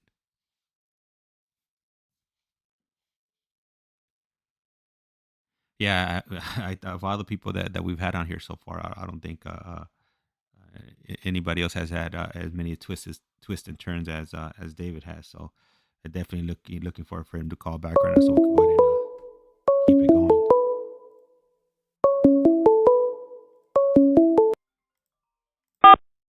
This call is now being recorded. This is Global Tel Link. You have a prepaid call from David Lopez.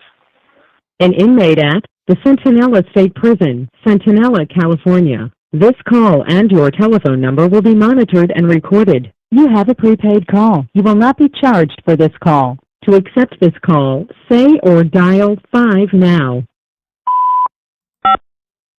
Thank you for using Global Tel Link. James? Yeah, we're right here. We're waiting. We're anticipating you. We're anticipating your call back right now. All right. So you're we're on the tier, man. Remember, I just left that little booth. I just looked straight ahead from that booth. They opened the door. I'm on this tier. I'm walking and I'm looking straight ahead, but you can't go straight ahead. You have to turn right, and that's where the tier's at. So it was two doors. I went through a door, turned right, went through two doors just to get on this tier. We had to sign a special log just for this tier. So I turned right, and I noticed that they're escorting me. They got one guy on each arm. They're making sure they got me. I'm secure. They got me on each arm, but I'm looking down the tier, and I noticed that the way the cells are, there's like there's bars, but they have like mesh cages outside the bars. For Chino's old school, it's got bars. I know that I heard they changed it now, but it's got bars like you would see like in the movies, and they put a mesh cage over those bars. Then I noticed that when I'm walking down the tier, the officer, we won't go on the tier until he grabs it's like a fiberglass door that rolls with him as he walks. So one guy's got me on one arm on the right side. On the left side is the cells, and outside of the cells is a fiberglass door that's clear, on rollers. And he grabs it and he rolls it across as we walk, so that way that they have protection from the cells that they're passing. So they're rolling off one cell. I'm looking in these cells. I'm looking all over the place. And then I noticed that across from the cells, there's another little walkway, but that's sealed off by a cage for people to walk. Observers can walk on the other side of that also. But on that cage, there's plastic sheeting. There's plastic sheeting that's covering it. It's clear, but it's plastic. And that's to prevent gassers or whatever, because people gas with shit, with urine and stuff like that. So they have a protection for the people that are walking on that side. So now I'm going down the tier, and this dude, not only do they have that protection, but they need protection just to come on this tier. And they got special, these are ADSEG, these are, cops are working in Palm Hall and in the overflow building, so they got a face shield, they got their bulletproof vest, they got all their special gear, they got, the cops in Palm Hall, they carry a lot of handcuffs because they got to cuff people a lot and stuff like that, so you're constantly cuffed in there. So I'm going down the tier, and I'm looking in the cells, and I'm looking at some of the people that got down here, and I remember that I passed some cell, and I'm laughing. I'm like, damn, this place is fucked up, And that's how I dealt with the pain at this time, because I was trying to use like humor, because really I was like, damn, what the fuck is this, But I had like a cocky smile on my face, So they're taking me down the tier, and I look in this one cell, and there was some dude, and he was on his toilet, he was on his shitter, and you could see it. There's nothing blocking. He was sitting there.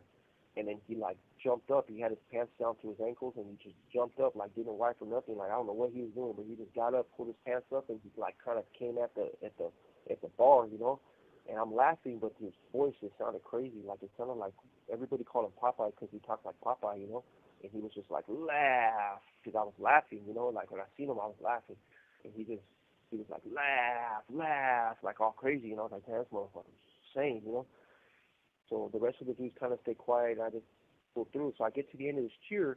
These motherfuckers open up another gate. I'm like, damn, what the hell? They open up another gate, and it's like a mesh cage slash gate. They open it and pull it open, and they take me back there, right? And now there's cells, but there's cells inside of cells. There was 5 of them back there, and so they take me. I'm walking. And I go to the second to last cell, and they bring me up. I have to go up a step through another door. Like my cell has a door. It has like a door walkway to walk through, and it has a little space.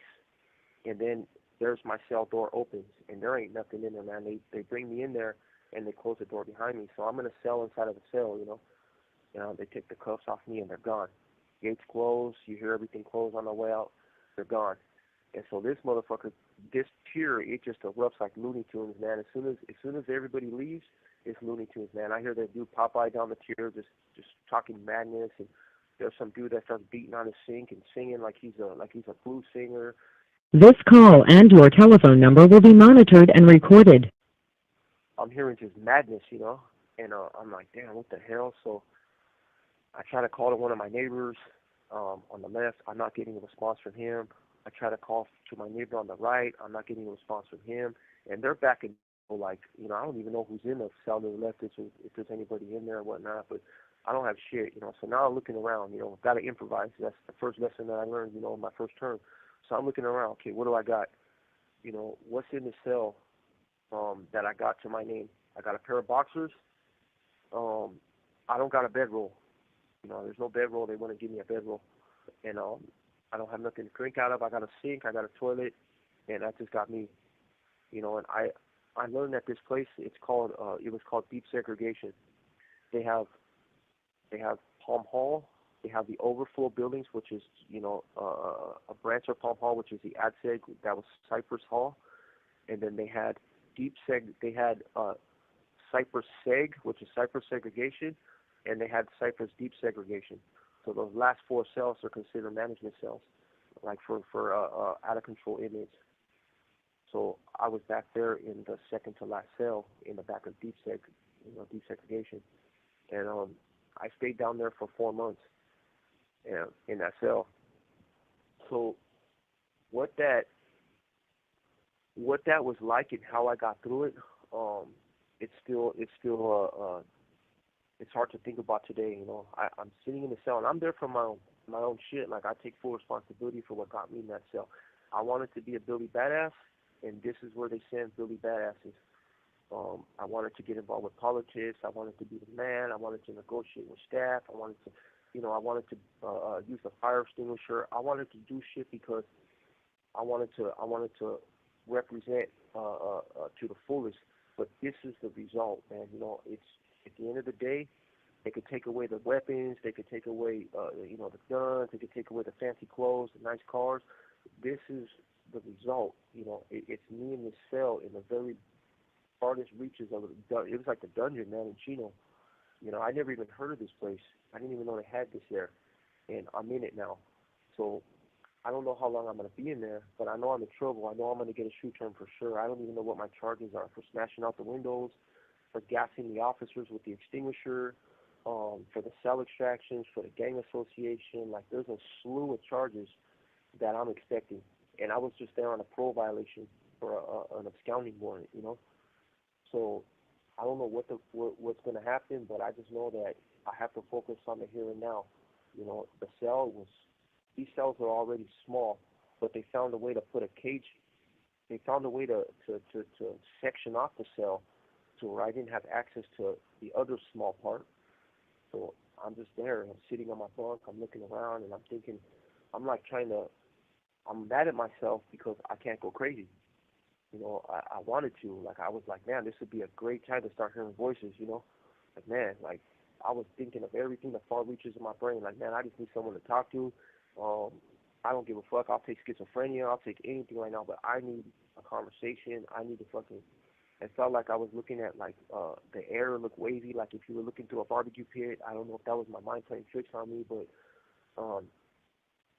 I ended up having a conversation with one of my neighbors, and it was hard to hear him because he was in his little dungeon, but he was a black guy from the LA gang, and hey, cool as fuck, like me and that guy, we try to talk as much as we can, and I found a way to get a book.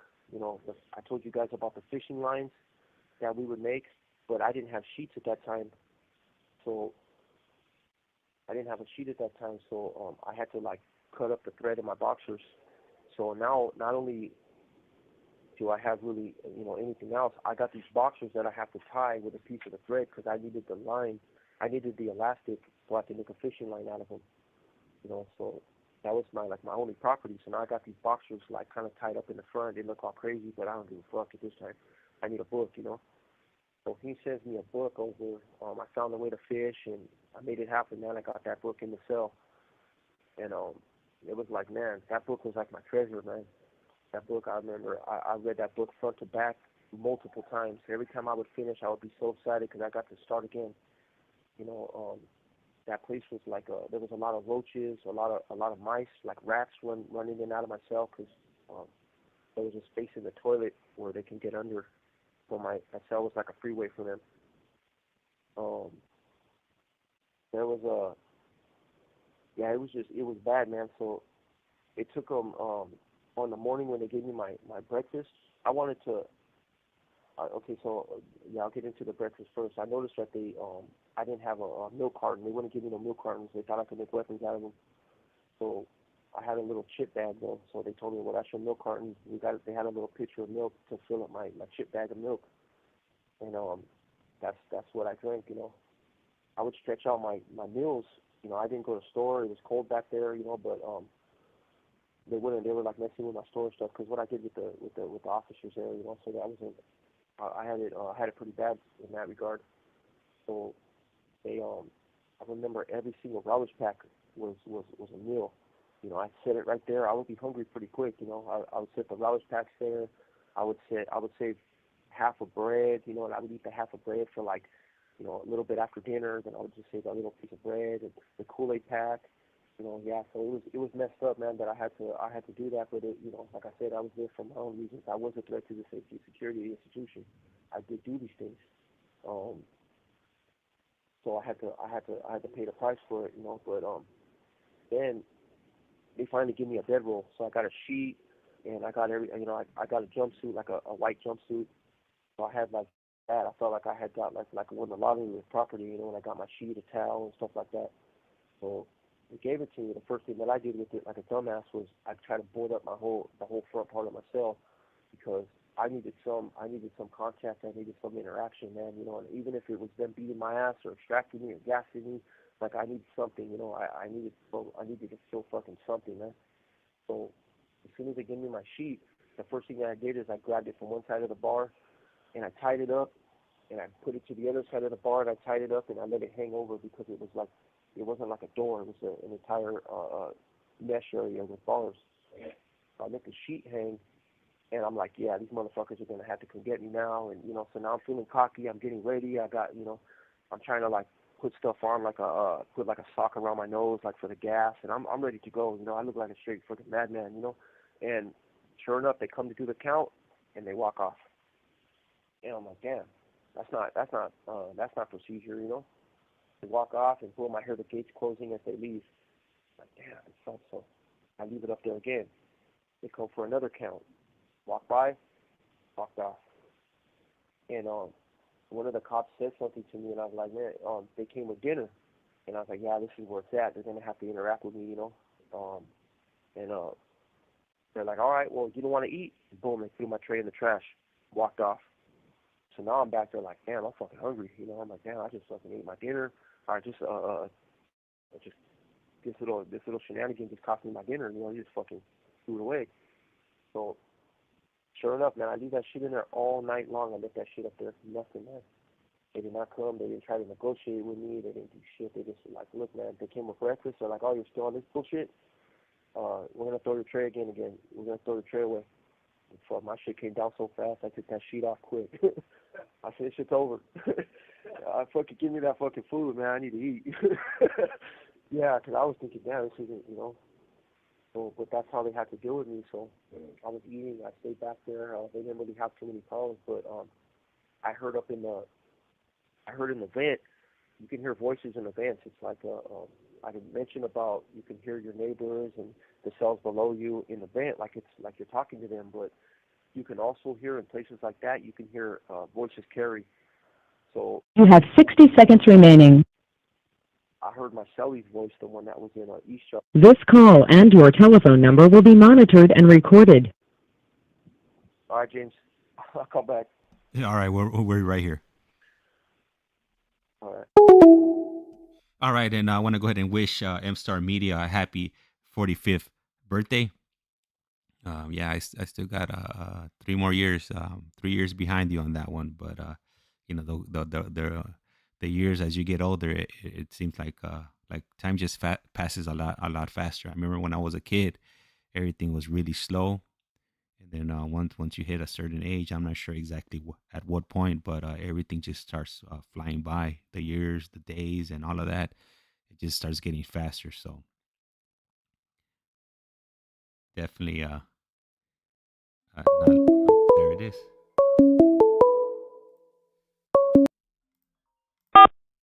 This call is now being recorded. This is Global Tel Link. You have a prepaid call from David Lopez. an inmate at the Centinela State Prison, Centinela, California. This call and your telephone number will be monitored and recorded. You have a prepaid call. You will not be charged for this call. To accept this call, say or dial 5 now. Thank you for using Global Tel Link. Hello, James? Hello, David. Yeah. All right. You could So- go ahead and you got this.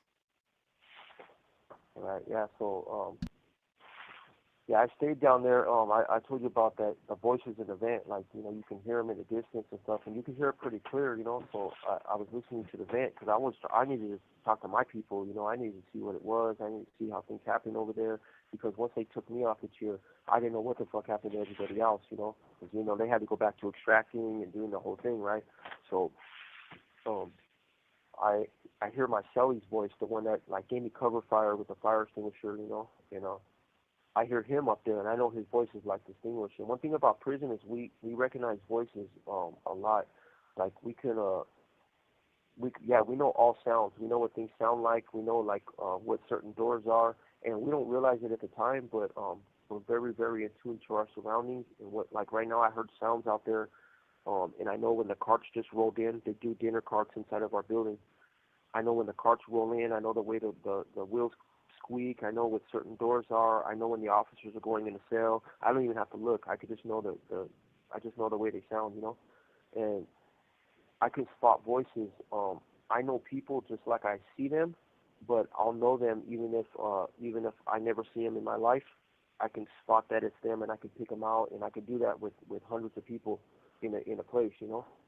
And out of all those voices that were on the vent, I spotted my cellie, so I called up to him right away, and he was surprised, you know. He was like, what the?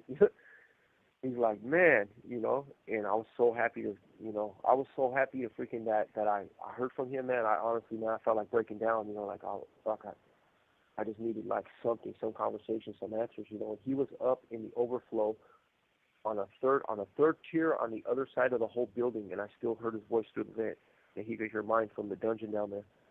So I yelled up to him, and he was like, man, you're in the dungeon, and, you know, we've been trying to contact you, that the warden himself has you down there. They have a signature on your bed card. You're not to be moved out of deep segregation unless he okays it, and that they want you to know not to talk to nobody down there because everybody down there's no good, you know.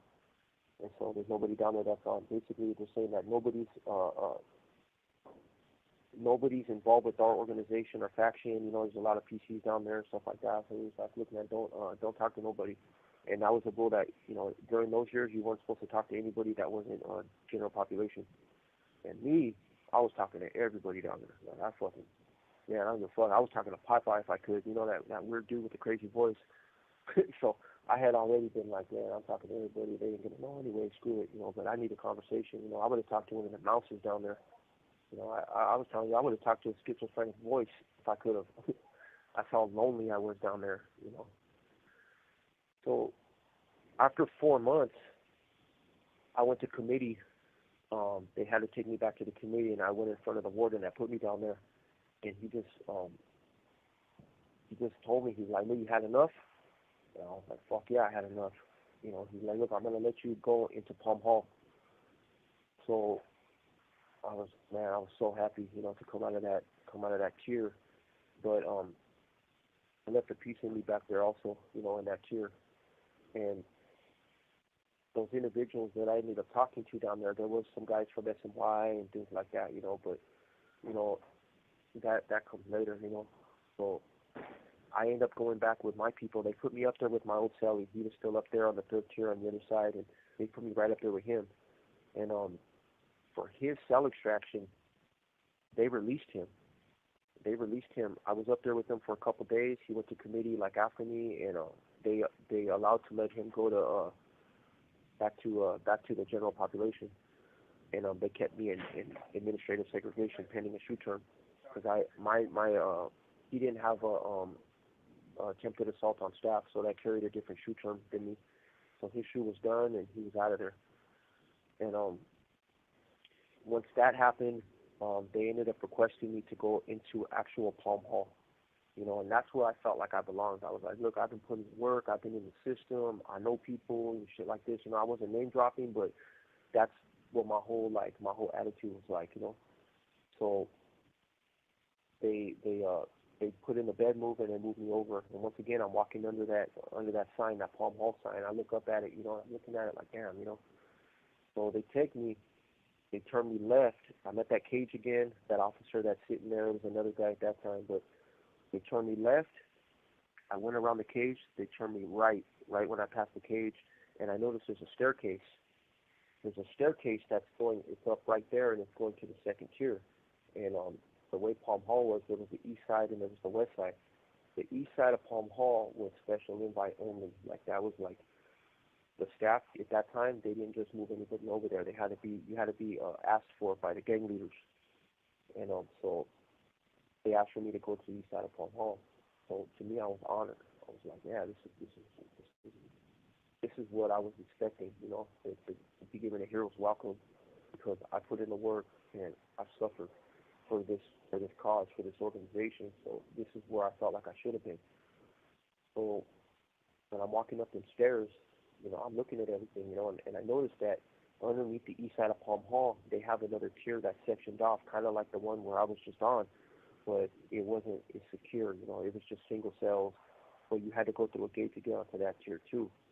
But the dynamic was different. So I walk up to the second tier of the east side of Palm Hall, and the first thing I noticed was everything was painted black. All the bars right there were painted black, and it just stood out to me because the bars, they usually look like some nasty ass rust color or something else, but these ones were black. So This call and your telephone number will be monitored and recorded. I walked down the tier, and they opened up the cell, and boom, I'm in there with some OG. And this dude, he was a seasoned vet, and he was associated with the prison gang, and he was a validated member or validated associate. So he couldn't ever leave a hole. He was there on an indeterminate shoe term, which means that's it. That's where he does his time. So he was there on violations, but when you come into violations and you're validated, that's where you go. So I go in there with him, and he's cool. And I feel like I've known this dude forever. We start chopping it up, and we got them group yards. I talked about the militant group yards that we have, and during those years, we had a group yard. So we went out there to yard, and I met everybody, and I tripped out because they had a gang leader. They had a gang leader out on the yard with us, and it was before they would have them out on yard with us, but they would be on a different part of the yard, like a fenced off part where they would be with the validated guys, and the non-validated guys would all be together. Well, this one, everybody's together. So I got more caught up in that little society right there. And it's a small society. Everybody knows each other. So they were asking me questions about what happened over there on the yard, and everything was cool, man. Everything checked out, and I was in with them. They involved me with the things that they had going on, and I didn't really have a problem there. Like I liked being there. It was cool. And then one day they pulled my ticket and they transferred me to the shoe, to the actual shoe, to Attribute shoe. So what's crazy is that in my past, that individual that was there at that time, that gang leader, and he was like a grandfather. He was close to 70, and he was straight. I liked him a lot. I talked to him all the time. He gave me good blood shot. He was cool, but he ended up leaving and getting murdered right after that. He went right out and somebody gunned him down. He was dead. And another crazy part is that the guy that actually was my boy that I was in an event with that, I first got involved with, somebody ended up murdering him on a prison yard, also stabbed him to death. I was real sad when I heard that, but that's the end game for that type of lifestyle, But yeah, that was I can't get into too much about that stuff, but yeah, those guys are both dead, So I get to Yeah, my cellie also the one that was giving me cover fire with the fire extinguisher. Yeah, he was. I mentioned earlier that he was killed also. He's dead too. That's I mean, man, about murder and death, man. That's where it ends, you know. So I get to It's called CCI, which is Tehachapi. Um, This call and your telephone number will be monitored and recorded. I arrived there on 4/11/2006, April 11, 2006, and that's another long trip, you know, and it's it felt right to me. Like I was thinking of finally getting to the shoe. You know, I got a lot of my associates were in Corcoran shoe, Pelican Bay shoe, and now there's Tehachapi shoe. So I felt that in my position at that time that I should be in the shoe. You know, I need to be with my people. This is where my people are at. This is where the soldiers are at. Everybody's in the hole or in the shoe. If you're about it, this is where you are. You know, these fancy yards like Soledad and whatnot. That's not where it's at. The shoe is where you're supposed to be. You know, that's how defective my thinking was. I looked at it like I had been promoted, to the shoe. Not it wasn't a punishment. I was looking for like I thought I was going to college. So I get to Tehachapi, like I said, April 11, 2006, and this this place is like a hill, like a mountain. It's up in a mountain, and this mountain is a mountain of prison yards. There you pass like they're just separate little societies, little yards, and the shoe was at the very top. They had B yard at that time was a shoe, and A yard was a 180 level 4 general population, and that's where they had the hole. They had that sig. So I roll up to B yard, and the way that they're treating me, like you could tell, it's just different. You know, like I'm getting that respect. I'm getting that value that I'm looking for. You know, like yeah, I'm somebody. They don't know who I am, but I'm in the shoe. I'm here for a reason, so I'm gonna get treated accordingly. So I sell up with the guy from my regional affiliation. He rolled up with me. He was a gangbanger. Shot up with him. We get there to our cell. And the way the shoe was like a general population, but the whole at the same time. Like they had guys there that were doing, my boy that got killed, the one that got stabbed to death, he was up in Pelican Bay for 15, 16 years, at that time. And when he ended up getting killed, um, he actually got released from the shoe after, man, it had to be 20 years. So these guys, they stay up there for a long time, and you could see it. But you could see one thing on their faces is that dude, they don't care. I talked to my neighbors and they're like, yeah, we're both doing Al Whopper right here, just chilling. What's cracking? You need anything? And it was just, I'm talking to them at the vent and I'm telling them how much time I'm doing, and I'm not doing that much time. At this time, I was only on a violation. I picked up more time because of the shit that I did in Chino, but I didn't pick up that much time. I wasn't going to be there very long in the shoe. I had to do like 7 months there. It wasn't really that much time. So I wasn't tripping. These guys, they were doing life back there. This is what it was. So I got a shoe term. I don't remember what my shoe term was when I got there, which was, the time that I had to spend in the shoe. I don't remember what it was, but my first committee, um, they they put me in the cages, which is those stand-up cages. They said, look, you incited like a riot. You incited they called it a disturbance, and you were the one that was leading the disturbance. So we're not going to put you with your people. We're going to keep. You have 60 seconds remaining. But you guys are going to have to go to the cage. The cage yards. I can't go to the group yards. So I was pissed off about that. Oh, James, you want another call? Yeah, absolutely. As many as you want to go through right now. My wife took off, so I got nothing but time on my hands right now. I might have to check in with my wife, man, before she, takes a smack down on me. Yeah, for sure. Yeah. Yeah, I'm Whenever, gonna. we Yeah. go ahead and I'll call call you. back, and then, Yep. and then, all right, I'll go call for you. it. Yeah, I'll call you back.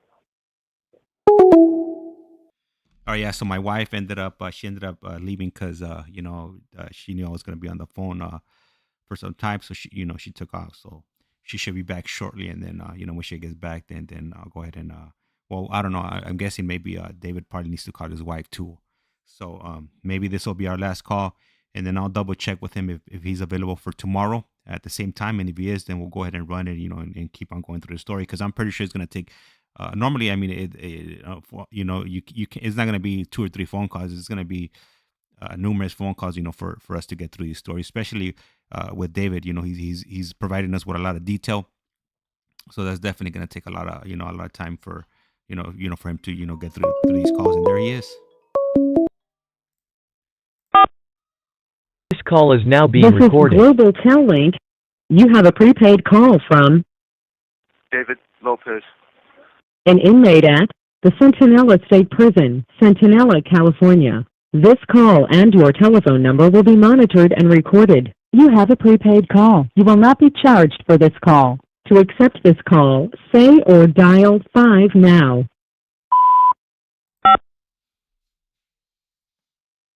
Hello. I think we got a dud on this one. I don't think it connected. To refuse, hang up now or stay on the line for. Thank you for using Global Tel Link. Hello. Yeah, I thought I dialed the wrong number right now. Yeah. Nah, yeah, I hit 5, and it didn't. For some reason, it didn't go through. So I hit it a second time, and that time it went through. So on Yeah. this one, Yeah. do you Yep. want this to be the last phone call, and then we could possibly continue tomorrow if you're available? If not, on Wednesday. Yeah. I mean, we can if you want. If you want to take a break, I mean, we could. Because I'm not going to do nothing tonight. I'm not going to yard or nothing. So we can go. No, We no. could Then take a little bit of a break if you want. no. We could keep on Yeah, running it. absolutely. I mean, like right now, like I said, my wife stepped out, so I might as well take advantage of it right now, because I don't get that many opportunities, when she leaves. So yeah, as many calls as you're comfortable doing, Um, then we could go ahead and continue. yeah, I'm gonna stay in from yard and put on the Philadelphia game and just kind of have it in the background. But not really. No, we're good, man. We're good to go. All right, cool, perfect. Let's run it then.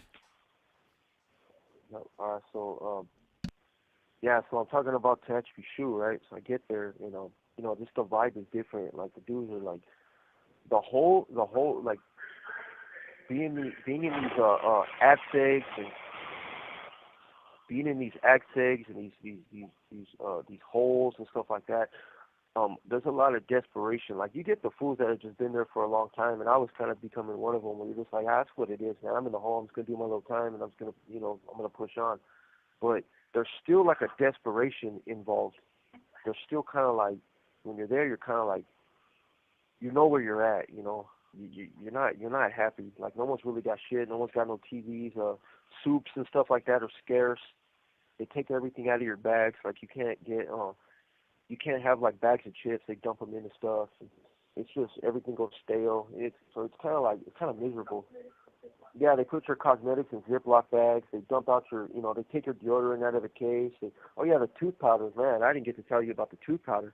They give you like it's like a little miniature manila envelope, and they fill it with tooth powder, like it's just a powder, and it's so nasty, man. Like, yeah, that's what you use to clean your sinks, and you could probably burn paint off the wall with that shit. But yeah, so you get it, and you gotta pour it in your mouth, and if you don't got a toothbrush, you gotta use your finger, and it's just insane. So that's what you're leaving when you're leaving the hole. And even the little toothbrushes they give you, sometimes they give you the little toothbrushes, and they like go on the tip of your finger. They're like little finger brushes, and the bristles they're like it's like a little plastic thing, like the thing that people use to sew with. It goes on their thumb. It's something similar to that, but it goes on your pointer finger, and it has some bristles coming out of it, and boom, that's what you brush your teeth with. And yeah, that's just way out. Razors are small, and you got to turn them in, and yeah, that's a disaster. So you get to the shoe, and it's just more like there's more dudes that are doing a gang of time there. So the atmosphere is different. I noticed that people weren't so desperate looking. They were just like, I was like, man, you're doing how long in the shoe? They're like, yeah, we don't give a fuck. And that was a common theme there. I don't give a fuck. Whatever it is, whatever you guys do, we don't give a fuck.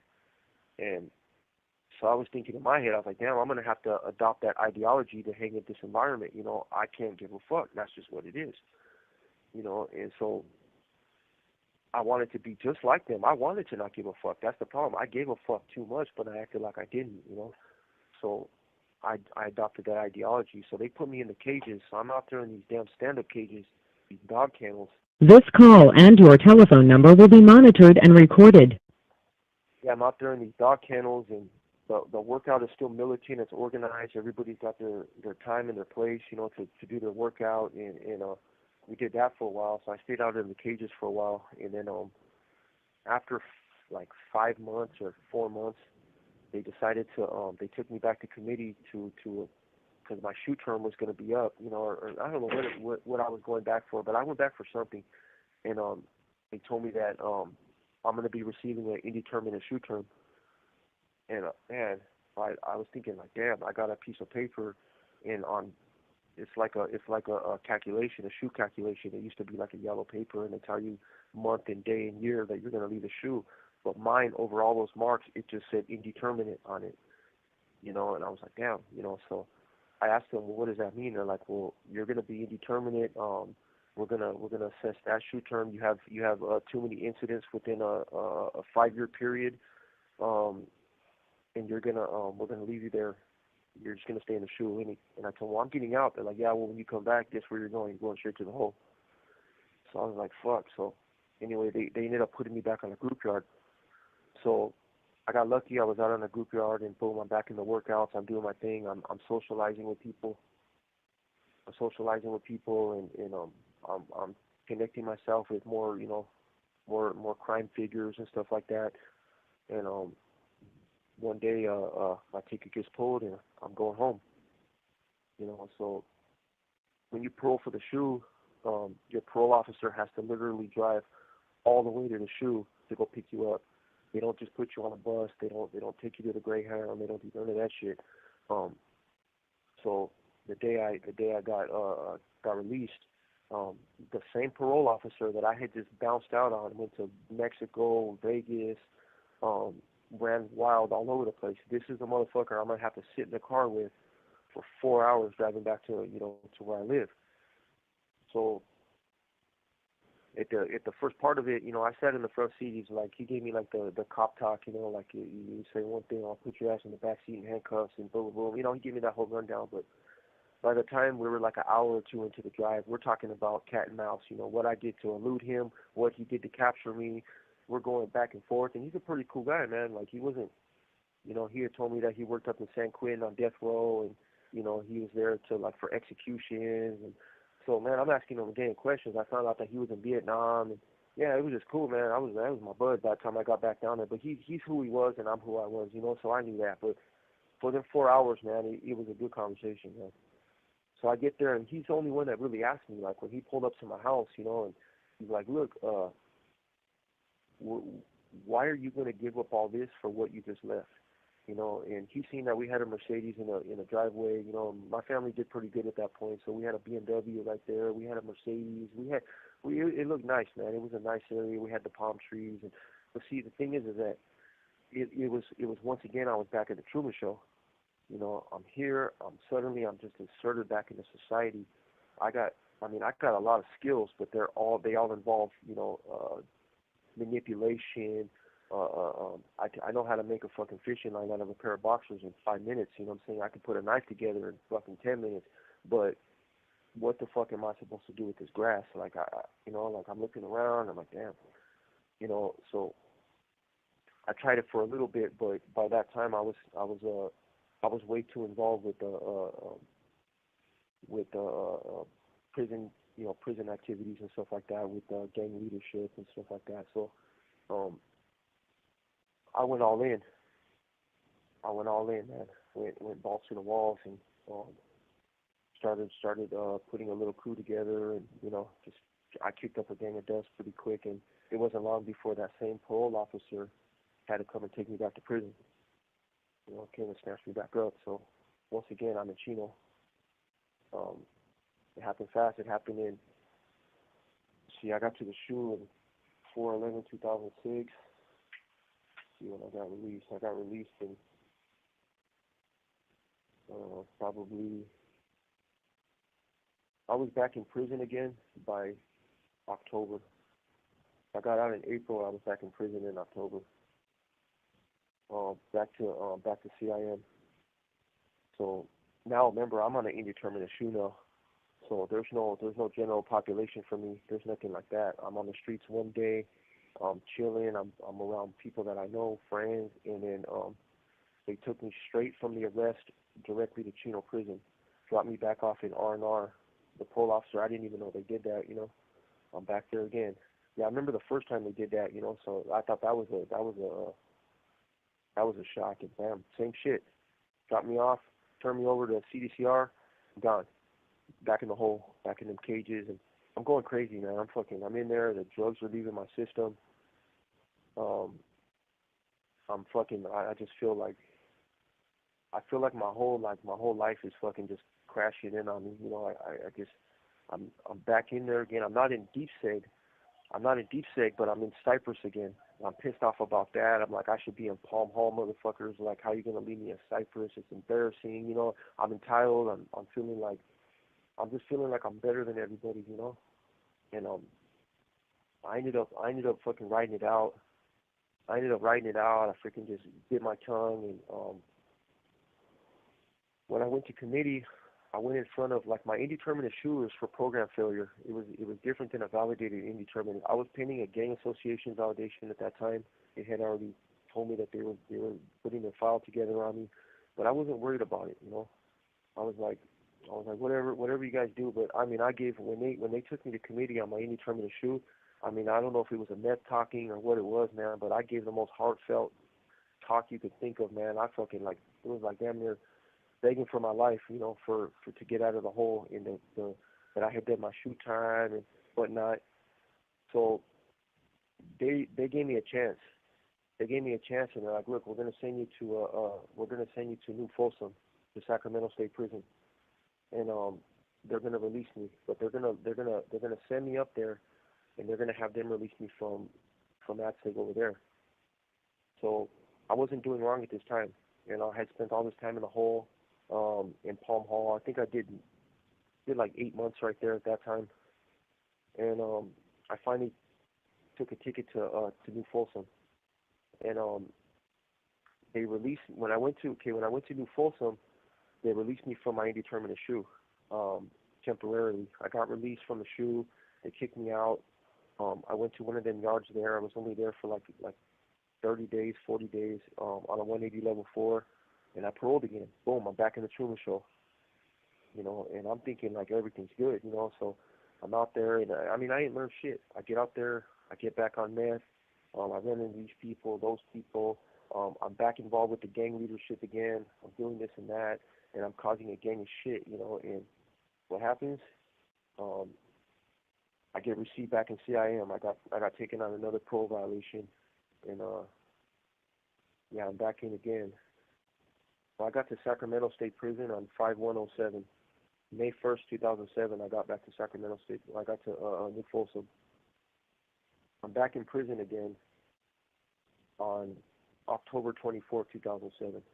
So that wasn't long. I was out for maybe 4 months around there.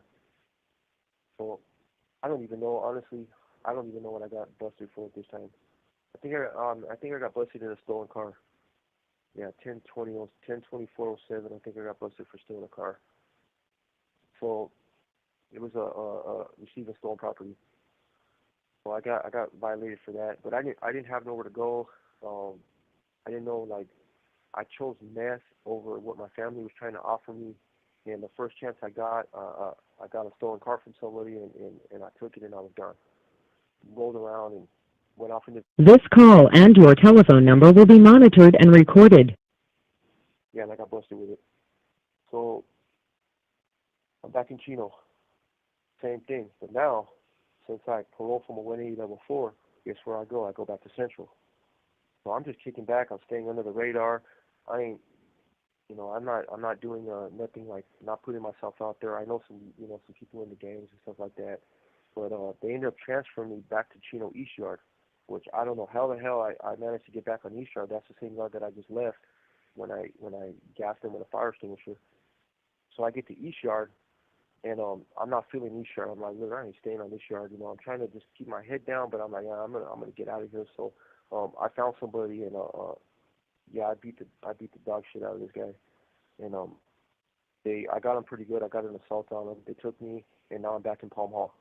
I'm back in the hole again, and it's crazy because when I went to committee, the warden that had put me in deep segregation, that gave me an opportunity, that I fucking pleaded with him and did every trick in the book to get out of my indeterminate shoe.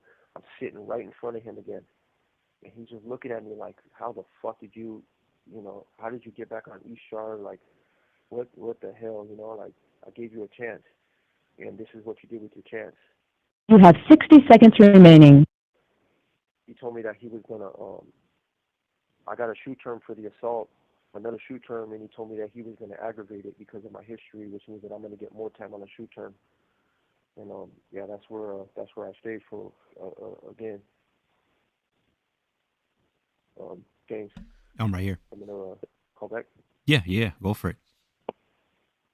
Yeah, it's gonna cut off right now. All right, perfect. Thank you. All right, yep, he was right. It definitely cut off. I'm reading the comments. You guys are funny. You guys have me cracking up over here.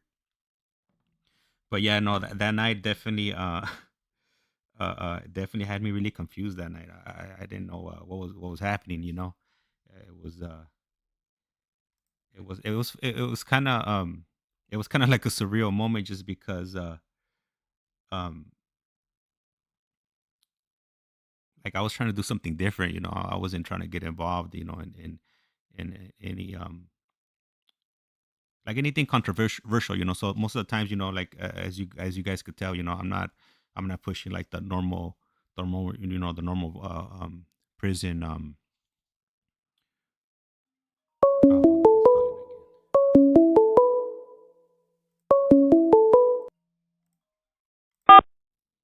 he's calling This call is now This being is recorded. Global Tel-Link. You have a prepaid call from David Lopez.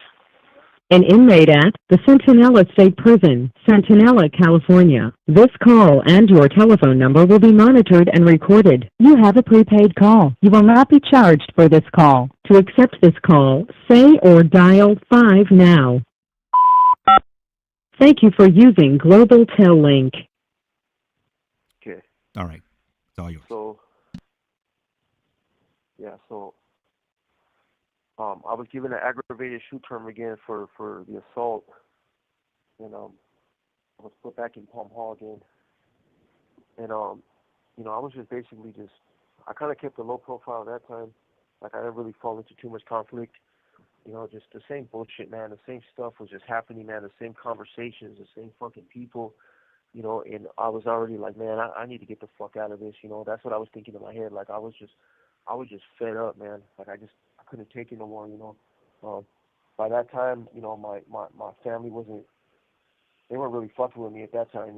They were just kind of like, look, this is the lifestyle that you're gonna live. This is what you're doing. And it was kind of dangerous thing around me. Like, I was talking to my brother yesterday, and he was like, man, you don't remember?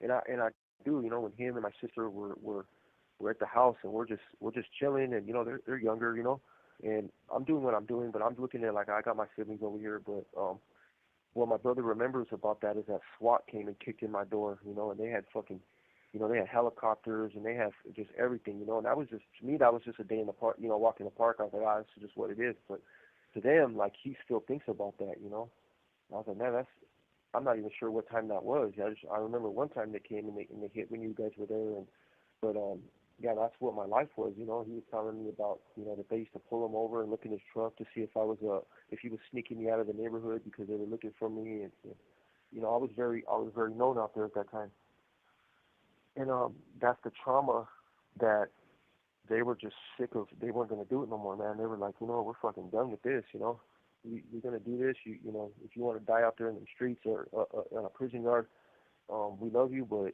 we're going to have to love you from afar. And I understand that, and I respect that. At that time I looked at it like, oh, they're turning their back on me and shit like that, but I was not thinking lucid. I was thinking like a selfish child. So once again, I did all that shit to get out of the hole, but guess where I'm at? I'm right back in the hole again. That was in I was in let me see, October 2007. Um, I got out. I stayed there the whole time, and I ended up paroling from the whole. Um, I paroled in, man, I think June of 2008. I finally paroled. I was maxed out. You know, I was there. I did whatever little violation or something. Yeah, you know what? I did a year flat. Matter of fact, yeah, I did a year flat. So I got busted in freaking. She was 1024 with that, but that's when I got to CIM. Yeah, I know I did a year flat because when I paroled from custody, I had charges pending from that stolen that car. So I get there, they're telling me you're leaving to Riverside County Jail. So I get to Riverside County Jail, and I bailed out. You know, my bail was like $500, so I only had to pay $100 because my parole violation was up. So they allowed me to bail out. So I had a friend in Riverside pull up and bail me out. So since I came from Palm Hall, I came in a paper jumpsuit to Riverside County Jail. So all I had that was actually on my property was some Jap flaps. They're like some we call them Jap flaps because they're made in Vietnam or something like that. They're like little black shoes, and they look all crazy. I had those. I had some socks. I had a big ass pair of boxers in the hole. We usually get like 5X boxers, and we run string through them, and we turn those into shorts because we were shorts. We were boxers pretty much 99% of the time. If we have to leave the cell for something, so even on the yard, we're all out there in big ass boxers. And I just had a white shirt. So guess what my parole clothes were? Jap flaps, boxers, and a white shirt. That's how I walked out of the front door of Riverside County Jail. You know, so I didn't have shit. I didn't have my $200 gate money. I didn't have nothing. You know, so my family, you know, I remember with my sister. My sister pulled up to Riverside to go rescue me from over there, and brought me back to the desert. You know, and during that time, I had really involved myself with gang activity. You know, I was all in 100%. You know, I was already tired of some of the shit that was going on, but you know, I was back out on the streets. The desperation that I felt when I was incarcerated, suddenly, you know, all that shit's gone. I'm back out on the streets right now. Opportunity, the world is at my fingertips. You know, so I ended up getting involved with some people out there, and I was that's when I met Irene. Well, I met Irene way before that, but that's when me and Irene ended up getting together, you know, during this time. And she saw something in me that I wasn't willing to look and see into myself, you know, and she was no nonsense. And I remember that always stuck in my head, you know. I was thinking, man, you know, I need to I could be with this person right here, which is actually what I should be doing. But instead, I want to go and run the streets, and I'm not willing to let go. And she wasn't willing to do that. You know, she wasn't trying to get involved with nothing like that, especially in the level of gang activity that I was involved in. So she ended our relationship, and I respected her for that. You know, I was pissed off about it, but I understood. You know, so I was like, fuck it, I'm gonna do what I gotta do over here with these people. So I don't want to get into too much detail about. This call and your telephone number will be monitored and recorded. I don't want to get into too much, about what actually transpired and whatnot that actually caused me to fall out of favor with the gang, you know. But I'm just gonna say that I'm responsible for the things that happened. I made decisions that I felt I was supposed to do for the betterment of myself. I stopped caring about the cause. I stopped caring about what was supposed to be like right for the game, the code and whatnot. All I cared about at that time, because I was already run dry, man. My emotions and pieces of me had been left all over the system. You know, I was a shell of the person that I was when I first came in all those years ago, fighting over the leva bed. You know, I was so consumed with my addiction all I saw was how can I get more meth? How can I pick up issues of it? How can what do I gotta push, to maintain my addiction? What I was doing for the cause and for all the for my gang ideology, that came secondary. Everything came secondary to my addiction. And I was so blind that I wasn't realizing it when it was happening, that I was fucking up, man. I was making mistakes across the board. I was pushing into things that I shouldn't have been pushing into. I was pushing up on people that I shouldn't have been pushing up on. I was, I was doing things that should have got me killed. And it was only a matter of time before, that light turned green on me, and it went all bad. So me, I still wasn't willing to leave everything behind. I knew what it was. That's it, man. That's done. Like you're done. That's on site right there when they make that call. And it wasn't done. It wasn't done lightly. It was carefully considered, and this is what it was. And once that decision is made, it ain't taken back. That's a wrap. So I knew what it was because I had a lot of people around that were telling me what it was. People that I had been in this with for a long time, and they're not going to just tell me things like that lightly. So I took what they were saying seriously. But with caution, I thought, okay, I know this is what it is, but I still got to maintain my addiction. I still got to maintain my greedy lifestyle. I still got to make money. Just because the light went green on me doesn't mean that I'm not a tweaker. I'm not a drug addict. I'm not a drug dealer. I'm not a gang member. They can take the gang away from you, but you're still a gang member. You still have this ideology that developed as a 13-year-old kid. These things are still a part of my image and a part of my value system. Once that value was taken from me, I didn't know who I was anymore. It was almost like letting a hose go and it just flies everywhere. When it's on, you just kind of like, you have no purpose, you have no direction. You're just running wild. So I tried to work, I tried to do good, I tried to blend into the Truman Show, but I kept the gun on me because at the end of the day, I knew what it was and I was scared. I thought, you know what? If these dudes roll up on me, no matter where it is, no matter who I'm with, I'm gonna get off on them. I'm gonna dump back. They're not gonna just get me like this. And that ego started to fuel into my head, where that's all I thought about.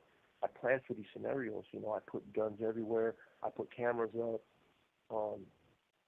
I wanted to put guns in places where you wouldn't think, man, just stash them around. And I was waiting for the time where I was going to get ambushed, where I was going to get caught slipping. And I was keeping myself awake. I wouldn't sleep at night. I stayed up on meth. I stayed up watching the cameras. I was wondering who was walking by. I wanted to know, who was driving in certain cars. I was testing people's motivations, like why you around me, who you with, and stuff like that, and it became something that I was obsessed with it. I was obsessed with deciphering, every situation and every person, and really it was the meth that, it was starting to eat away at my sanity. It had, I don't want to say starting because it had ate away at my sanity a long time ago. But when you're operating at this kind of level and this kind of paranoia, and I have I had a superpower that I can acquire meth in anywhere. That was just what it was. So I kept getting it. I kept finding ways. I kept coming up on huge amounts, and it was to the point to where I was carrying a gun everywhere I went. If I was in a supermarket, I had a gun on me. If I was at work, I had a gun on me. If I was driving, I had a gun in the car. I was like, what? It's not going to be me. It's going to be 50-50. And that was my mentality. That was my ideology. So everything came to a head on September 6th, 2010. I mentioned before that I had a pretty good amount of guns. I had them. I had been acquiring them. I had them in different spots. And in my head, I had run out of money. I had money for things, but I needed money because I wanted to go to the casino. I wanted to pick up some more dope, and I don't even remember. I don't even think I was high that day, but it was in my mind that I needed to go pick up, go get something, and so I put one of those guns out there to sell. So right away, somebody, I get a call back, and they're gonna buy one of the guns off me. They're gonna pay me some ridiculous price. So in my tweaker mind, I thought, that's kind of weird. Why are and I threw a pretty high number out there, and they jumped on it quick. So in my head, I thought, all right, well, this is what I've been waiting for. This is what, these are the signs right here. So I started putting a couple of other things out there, and bam, I started getting hits everywhere. It was like feeling like fishing and having a little bobber on the water. Every time I'm putting something out there, something's hitting. Red flags are coming up. So I started to get upset. I felt like I had become like nothing as far as what I was used to before. I felt like I used to be the man. I was the dude that was gassing the cops with a fire extinguisher. I was somebody that, I was in the shoe. I was this. I was that. I had all this. I had an inflated ego. So when I started getting these This call and your telephone number will be monitored and recorded. I started getting upset, and I wanted something to happen. I had been waiting for something to happen, and now I was going to bite.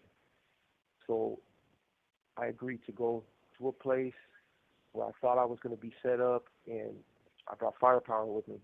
I brought the one because you never know in the back of your head, man. And I knew that. I was thinking, I'm probably tripping, but just in case, I'm gonna bring the one gun. You have 60 seconds remaining. And I'm gonna bring some more firepower with me. So, James, you want me to ready for me to call back? Absolutely, yes. All right, call back right now. All right, guys, and if you guys are just joining us right now, you guys should already know that, or you shouldn't know because you just joined us. But these calls are normally 15 minutes or so, and then after that, they're automatically cut off, which doesn't make any sense because a lot of these inmates have tablets in prison, and they should have unlimited calls on the tablet. They should definitely revise or revisit their policy on the 15-minute phone call. As far as it comes to tablets, they should have unlimited phone calls. So I think it would well, as far as for this channel, it would definitely be beneficial if we could just run a long phone call without having to call in. But I guess, you can't complain. The calls are free, so definitely a plus. This call is now being This recorded. is Global Tellink. You have a prepaid call from David Lopez.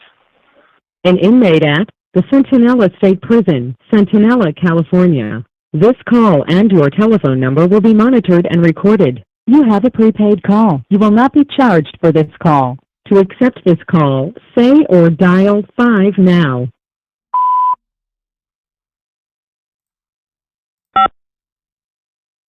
I was about to Thank say you for 5. using Global Tellink.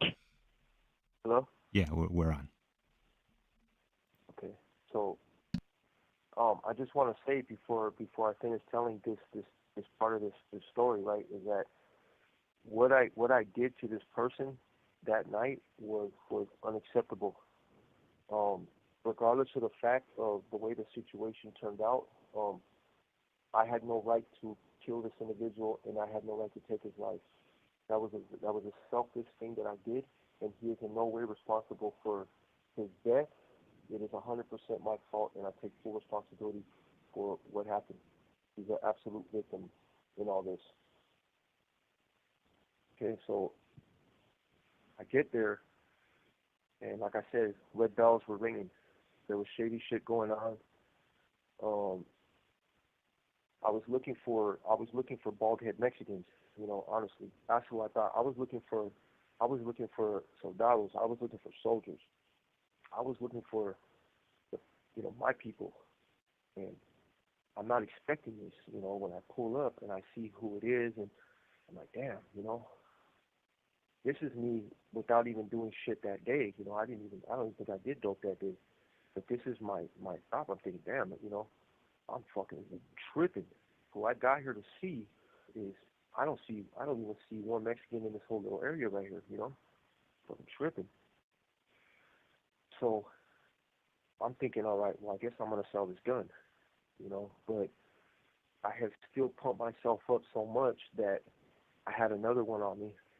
I had a burner on me, which was a 9 millimeter, and I had actually brought an extra clip with me because I thought we were gonna shoot it out I thought it was gonna be just a straight up shootout where I was gonna have to reload and I was gonna have to empty another clip, and so I brought an extra. This call and your telephone number will be monitored and recorded.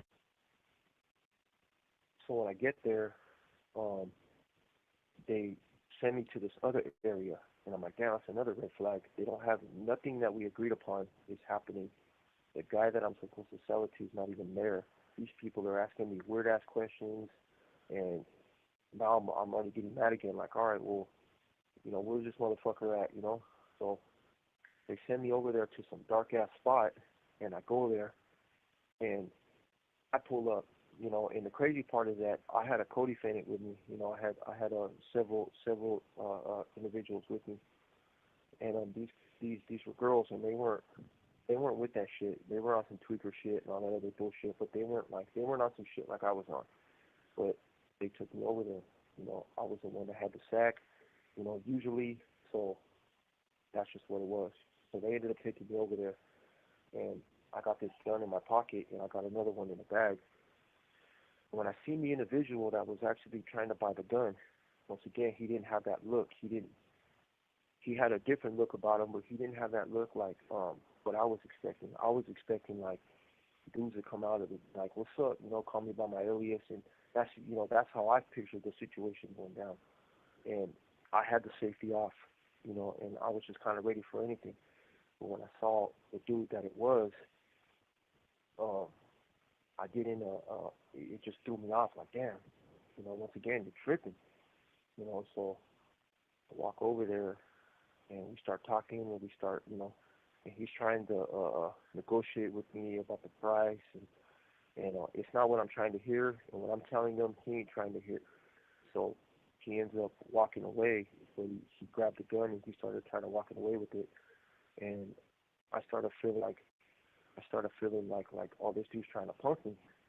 My pride, um, my ego, everything in me felt the same way that I did when I was that kid in that group room with that bully. That was like, it was just now or never. Like, what's up? What's it gonna be?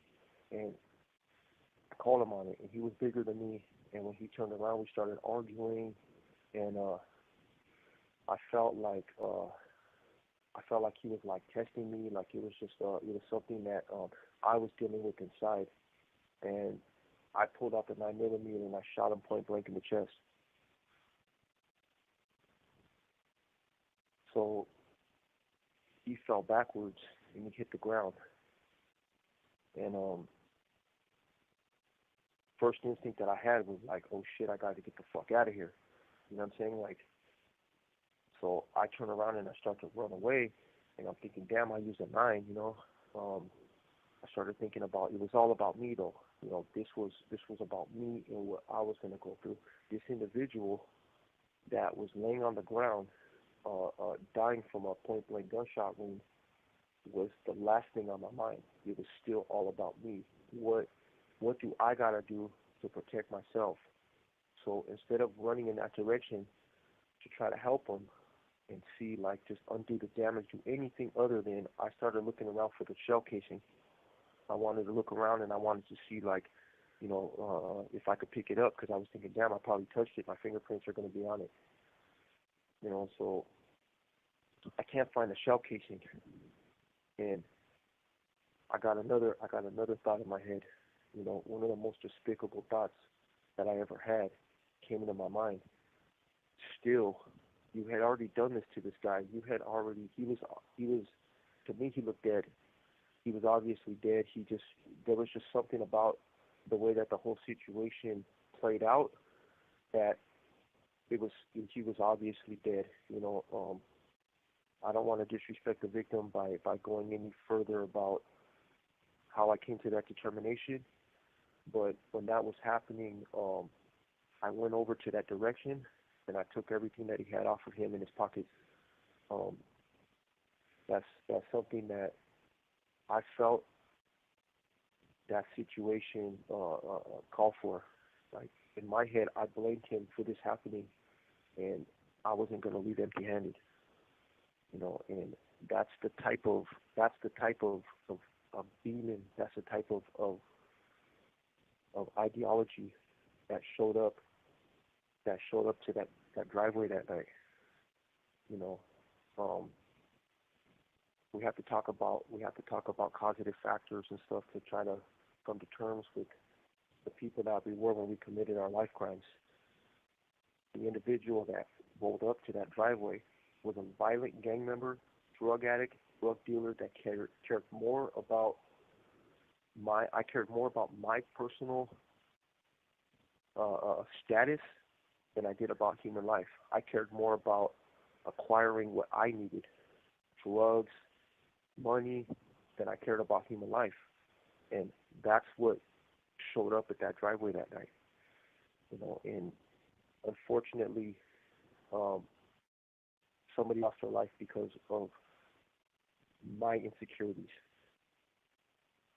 And that's a final decision. I took what he had, I left him there on the driveway, and I ran off to protect myself. I ran off to try to cover up the crime. I ran off to bury the gun. I ran off to drop this girl off. I ran off here. I ran off to get rid of evidence, get rid of clothes. And this person's son, this person's father, this person's cousin, loved one, friend, is bleeding out on this driveway. And all I could think about is, I got to get away with this. I don't want, I can't let them know it's me.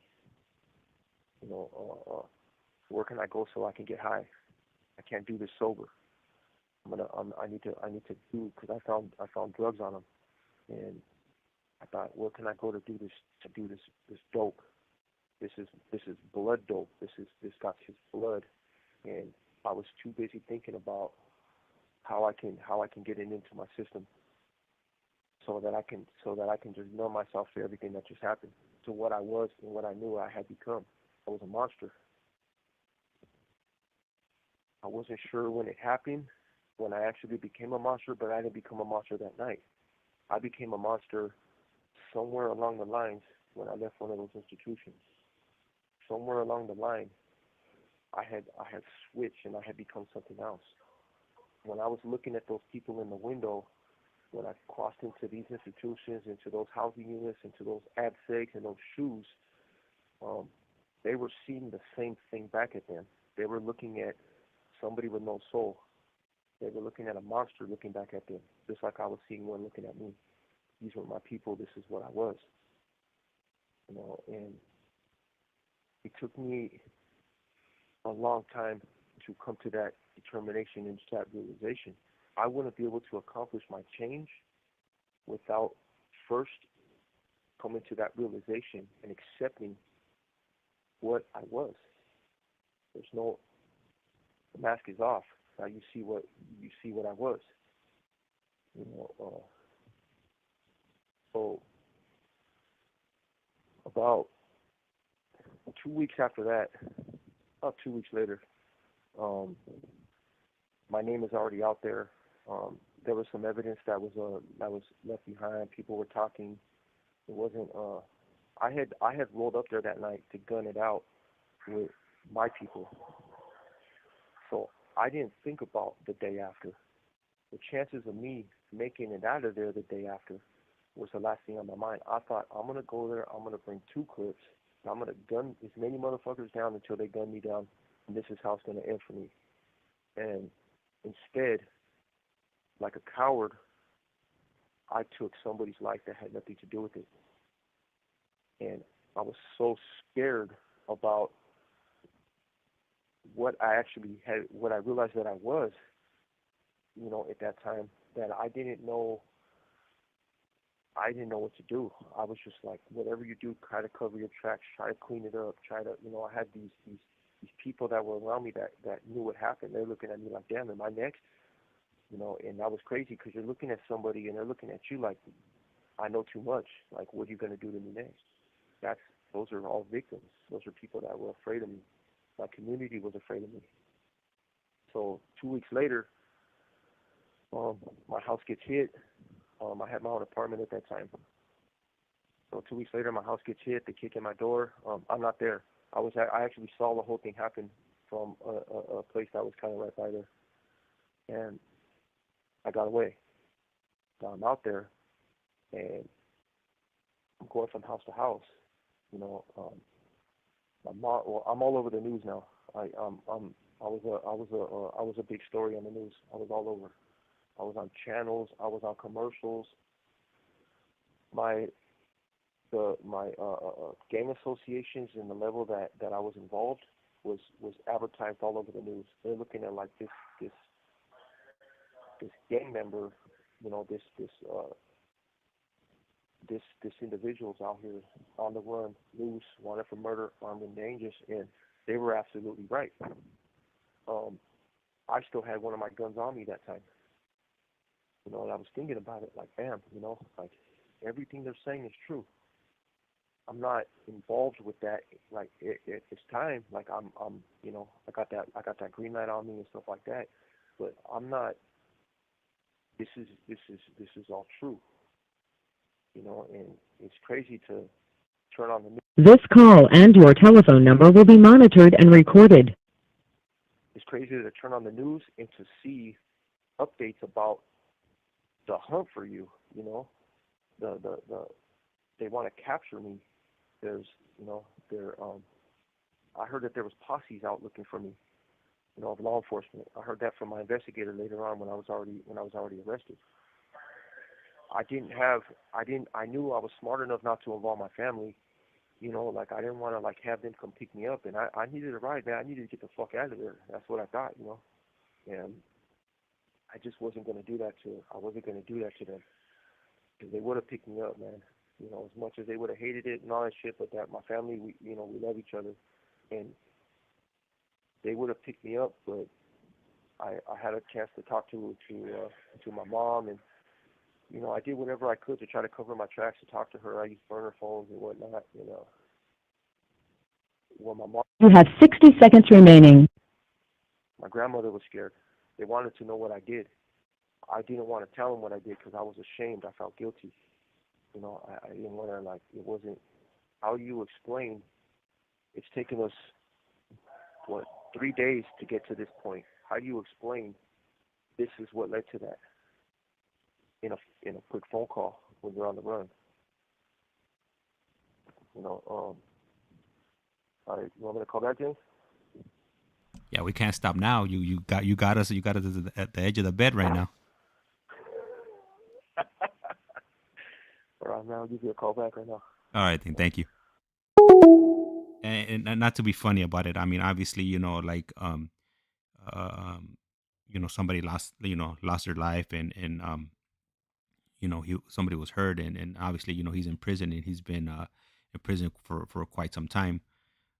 You know, definitely do not want to lose sight of that you know, ultimately a lot of people were affected by this crime, and not only the victim's family but also his family too, David's family. So you know, it affects many people, you know, around, you know, all around you when events like this happen. So you know, definitely do not want to take away from the event.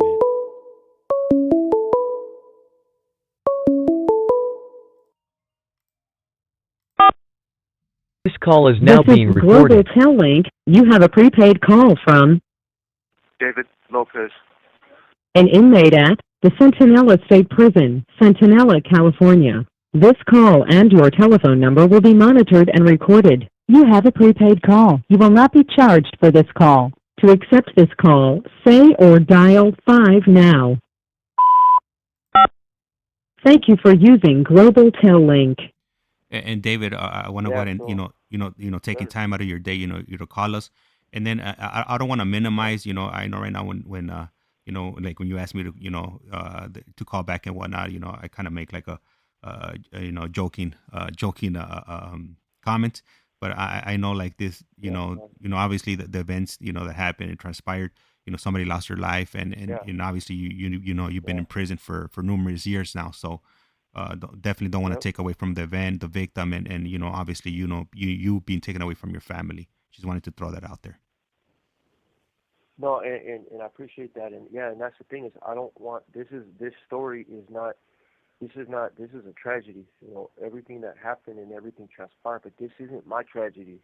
This is that person's tragedy. This is his family's tragedy. This isn't my tragedy. I'm still here. I have future goals. I have hope. I have aspirations. This individual that I killed, he has none of that. And this is a tragedy for him. This is a tragedy for his son.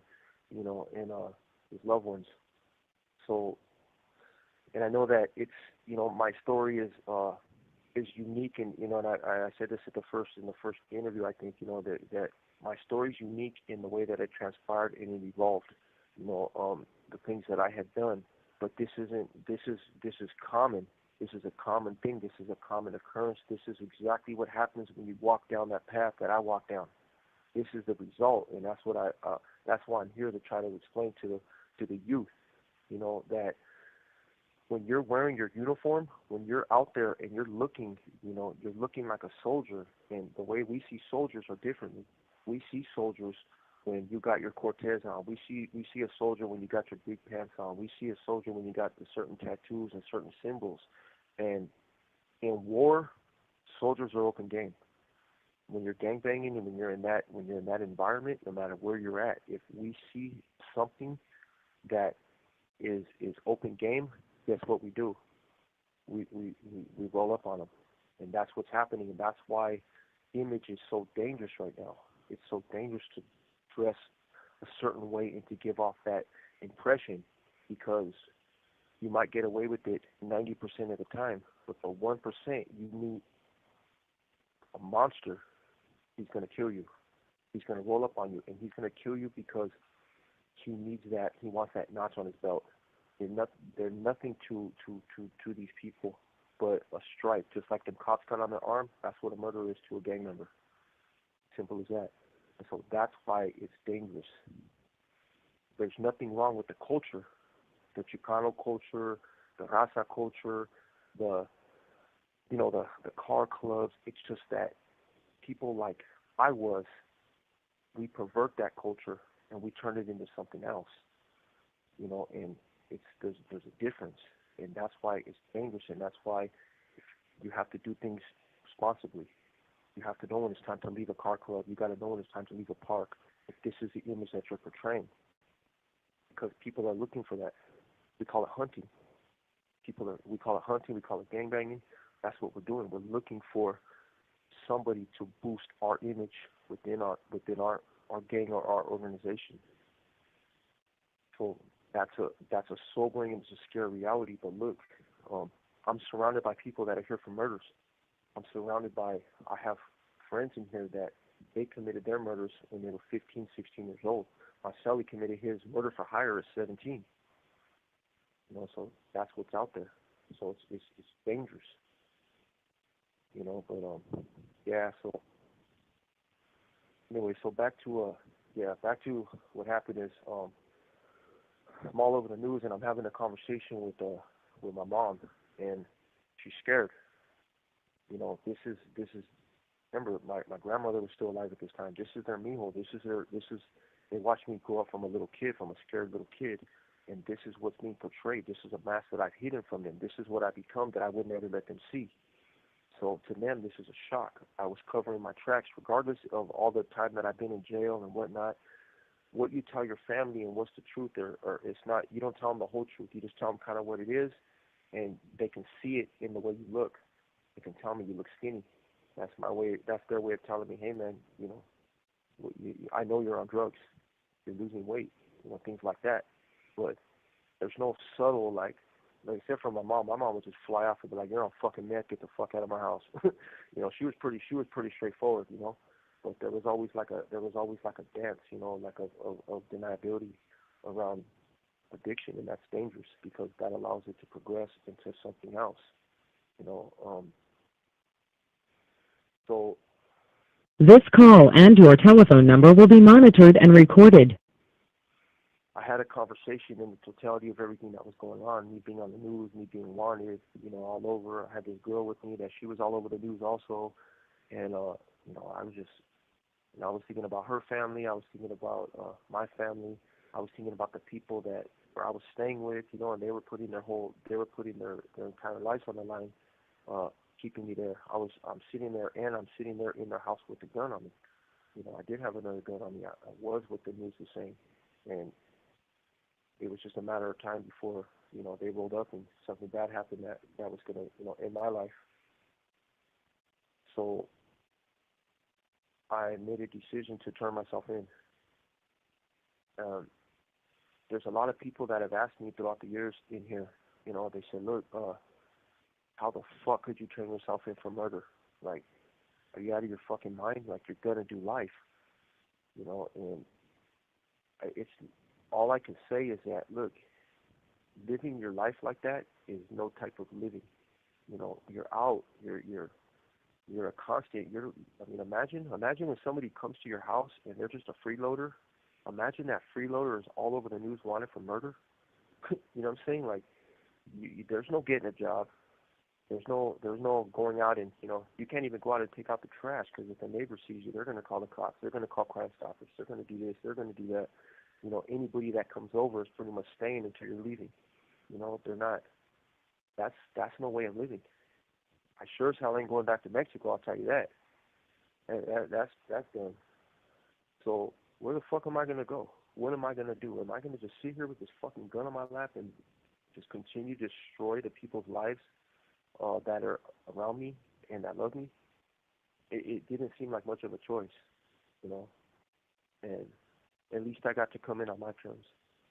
I lawyered up. I came in and I fought it. Now, the issue with my case is that I was maintaining self-defense for years. I stayed in the county jail for years, fighting my case. And what happened wasn't self-defense, and it wasn't. It was murder. I made a decision to shoot this individual. It was malicious. There was malice in it. I was upset. Yes, the situation deteriorated. Yes, he walked away with the gun. Yes, he said things that got under my skin. But at the end of the day, I made a decision to end this person's life. I killed him, and it wasn't self-defense. It took me a lot of soul searching to look deep within and be like, look, man, what the fuck are you doing, man? Are you gonna blame this dude for his own death? That's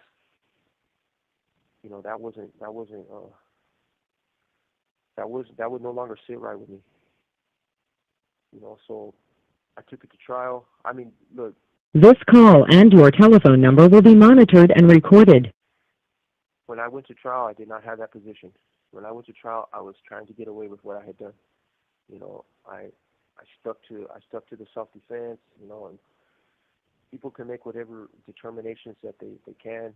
If there's people that were in court and were like, oh yeah, well he tried this and that. Yeah, but at the end of the day, man, this dude was a victim.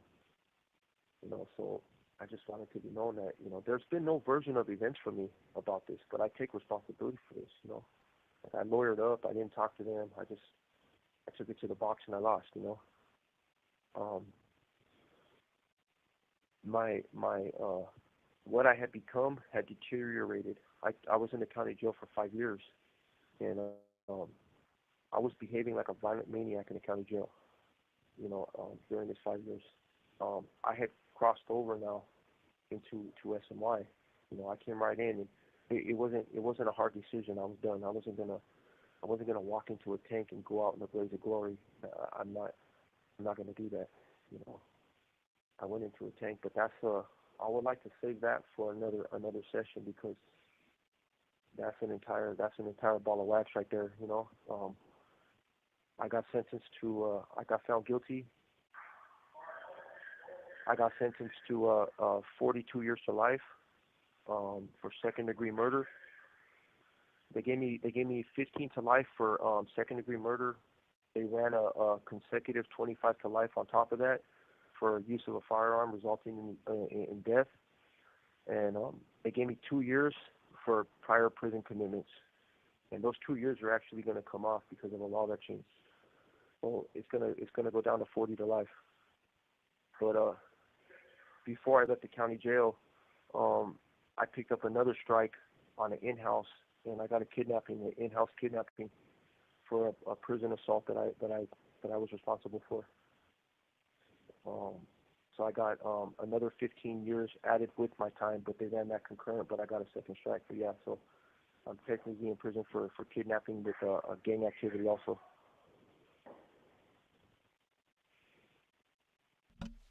So I would like to leave the story at that to kind of decompress because I don't want to move on from my victim like that. You know, I don't want to cross into another chapter of my story because I want people to think about and remember the individual that I killed. Even if I'm not going to put his name out there and like that, I'm not going to disrespect him. But think about that human being that I killed and what I had done. And I'll answer any questions and stuff like that in regard to this portion. But I wouldn't want to jump ahead to just move past that. Thank you for that, David. And we do have some questions, not questions, but some comments Yep.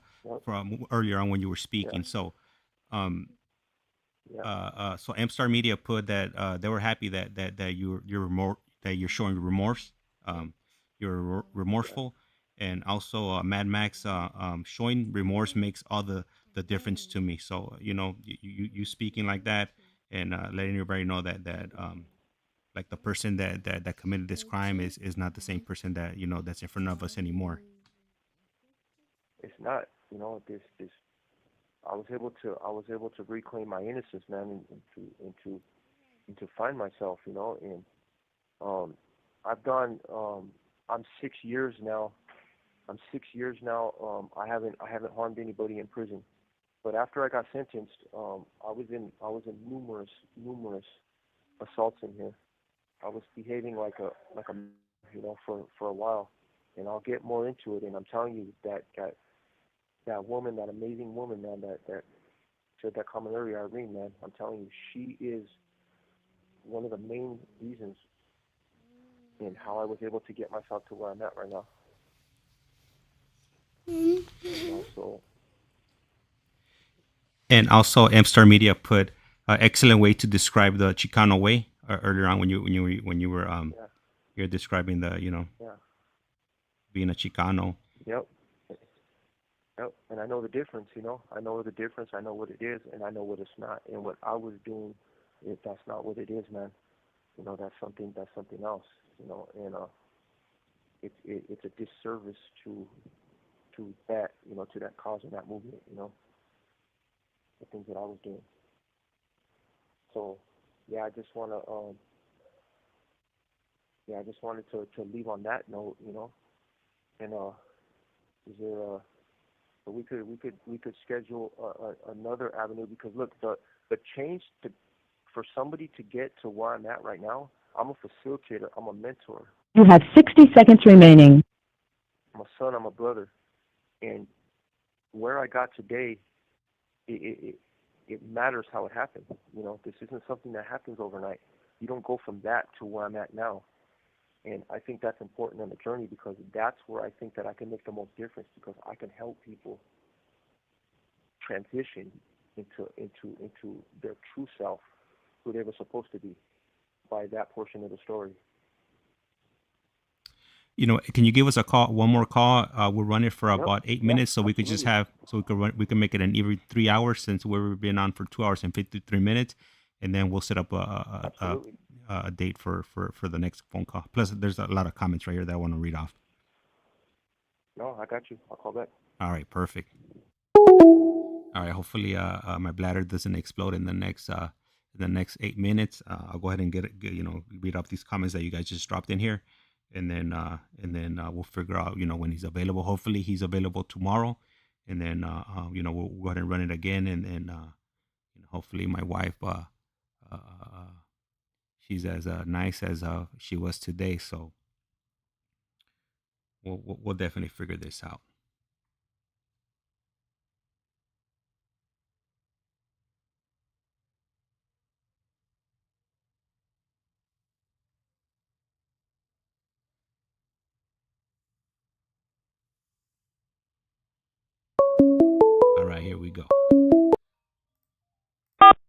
This call is now being recorded. This is Global Tel-Link. You have a prepaid call from David Lopez. an inmate at the Centinela State Prison, Centinela, California. This call and your telephone number will be monitored and recorded. You have a prepaid call. You will not be charged for this call. To accept this call, say or dial 5 now. Thank you for using Global Tel-Link. All right. All right, thank you for calling back. So, one of the comments that I'm reading right here. So, Mad Max or M-Star Media put you had to grow up in a cage. So pretty much, I mean, you spend a lot of your life in prison and the juvenile system Yeah. and placement and locations like that. Yeah. Yeah. I count like since what 95, 96. I started in the juvenile system, and it's already been. I came to state prison in 2000. So yeah, I'm over 23 years in prison, and not including the juvenile stuff. So yeah, I spent more than half my life in these cages. Yeah. Yeah. Man, I could, I'll think back, back to where I was in '96, and from '96 to where I'm at now, I'm a totally different person. So, um, Yeah. you evolve and whatnot, and you're not the same person you were back then. But unfortunately, I mean, you're still in the same situation. You're still in prison and you're still dealing with um with your sentence. Yeah. Yeah. It's well deserved, man. This is what I had coming. Yeah. And things are changing in the legal system. There's laws changing. There's things that give me an opportunity to go to board, and but I know now that I need rehabilitation. I need to work on myself. I need an education. I can't just get dropped off at a Greyhound station with nothing. I know that now. Before I just didn't think much of it. I didn't see the difference, but I have other stories and other journeys and other successes that I can use as an example to be a productive citizen in society. This call and your telephone number will be monitored and recorded. If I get that opportunity. Yeah. Yeah. And another comment by Mad Max 408 here. He put in-house kidnapping is crazy. I don't think I've ever heard that one before. So that was definitely new to me. It's new to a lot of people. Yeah, because it's in-house kidnapping. It was yeah, I dragged somebody back in a cell. They were trying to get away, and I dragged them for a good distance, and it was on camera. And yeah, we assaulted them in a cell. Yep, and that's what I got. A lot of people haven't heard that one, man. And then M Star Media Yep. put thank you so much, David, for your candor and remorse. Yeah, hey, no problem. And that's the thing is I can't. Like I said before, those types of stories, those types of memories, that's a poison. That right there. I'm real big into CGA Step 5. Uh, um, it's about telling God. It says we sought forgiveness from God, ourselves, and admitted to someone we trust the wrongs that we have done. That's I have to get that out. I cannot keep that. I have done these wrongs. These I have hurt people, and I abide by that. You know, that's an important part of recovery. You can't hang on to that poison. You got to get it out. You got to heal from it, and most importantly, I have to heal from the things that I went through, and I have to heal for the things that I have done. And next message is gonna be from Mad Max 408. He puts an amazing woman can make all the right or all the differences in a man's life, and that I could definitely raise my hand on that one because I'm fortunate with my wife. She has a good head on her shoulders. She's never been in the streets or anything like that, so she's always pushing me forward. Yeah, and that's someone that came and believed in me, and continued, man, just show me what unconditional love looks like. And that's it is impossible to ignore. And a big shout out Yeah, to it's your just to your yeah, it's crazy. your wife or your girlfriend. I'm not sure.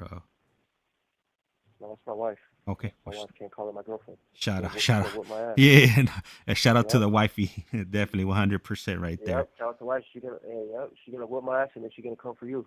Yeah, no, I wasn't sure, what it was, so I didn't want to, because what about if you guys weren't married and then she was gonna expect you to marry her and then it was gonna be all on me right there, but you already did it, so we're good. And then I put a ring on it. that's right. And then and Iceman Yep. puts, I'm glad David turned his life around.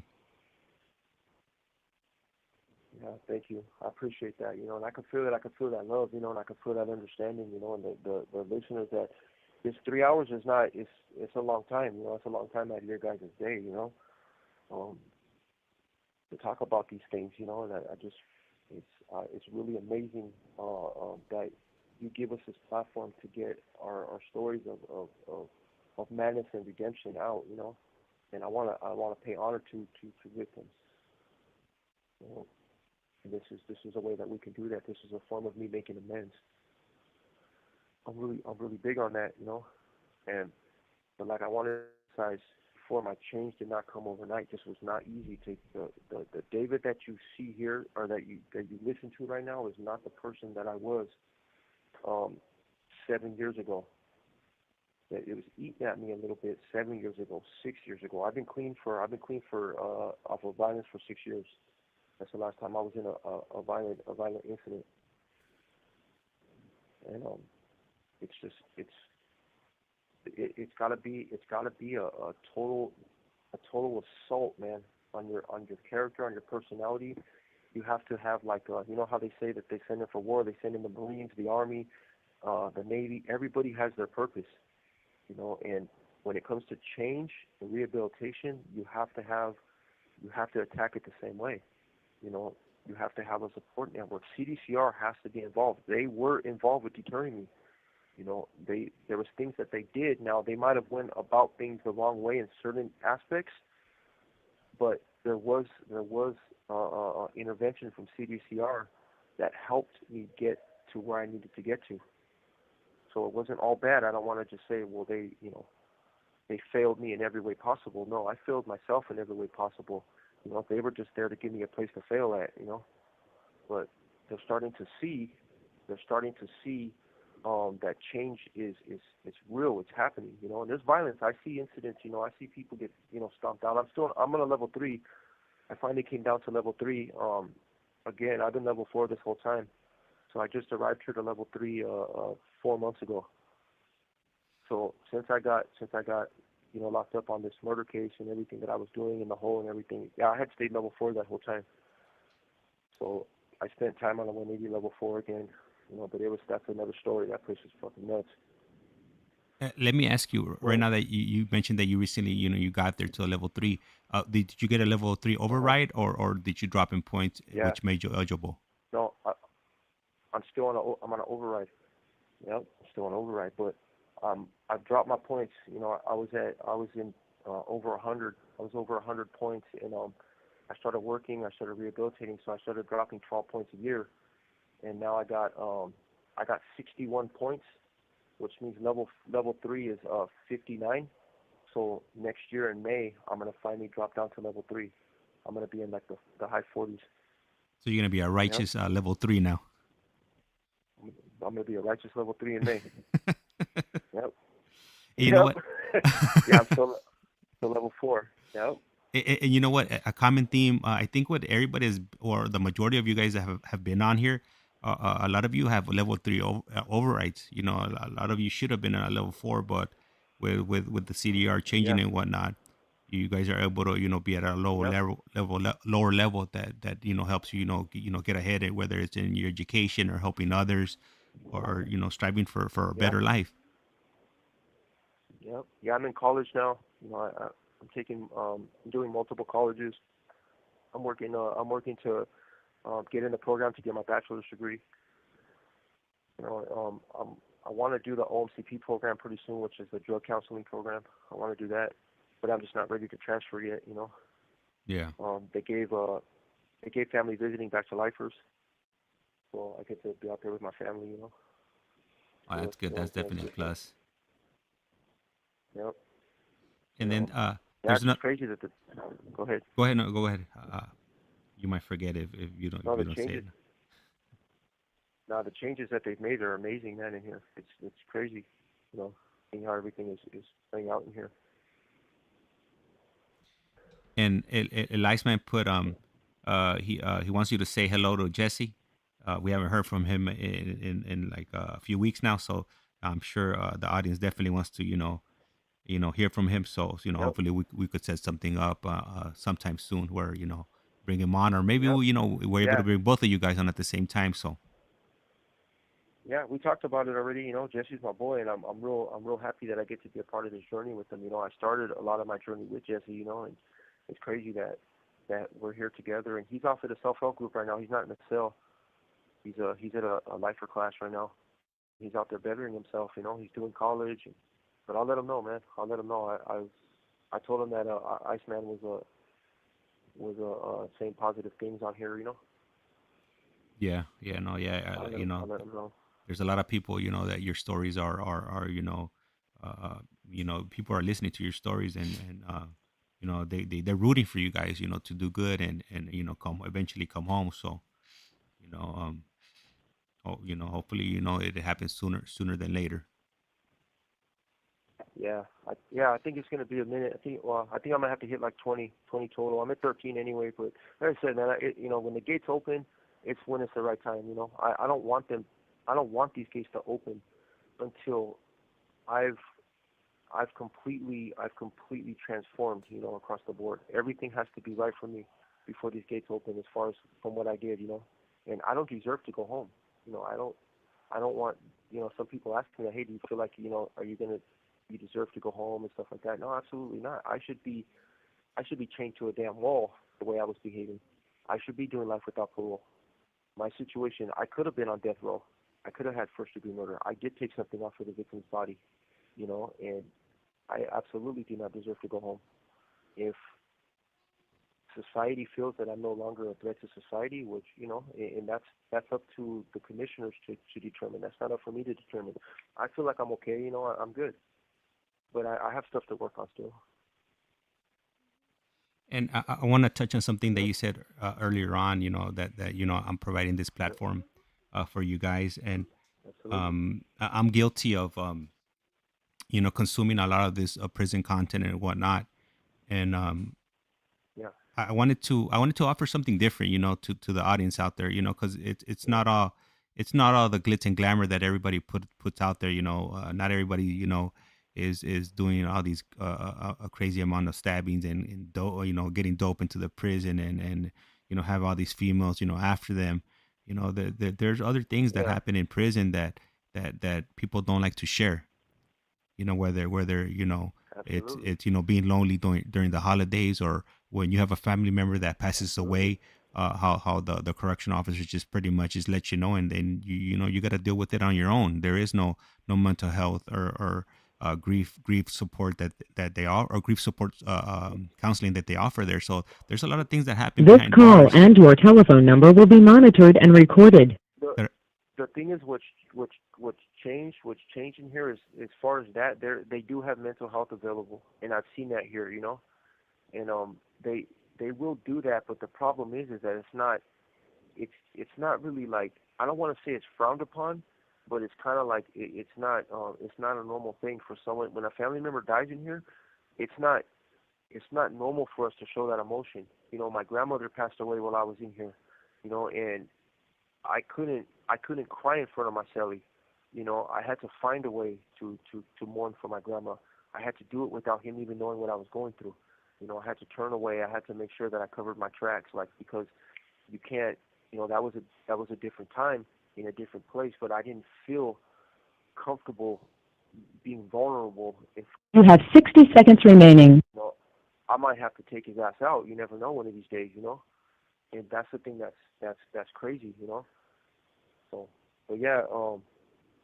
Anyway, Jay, it's gonna cut us off. So, what when do you want to schedule us another interview? if you're available tomorrow, we could definitely run it tomorrow. But right now, what I'm gonna do is I'm gonna cut the Okay. stream off, and thank everybody for tuning in, and I'm gonna go ahead and Yep. speak to David, off the air, and then we'll figure this out, and then I'll put up a notice, so you guys will know, when we're gonna be going live. So, with that, All right, yeah. Shout out to all the listeners.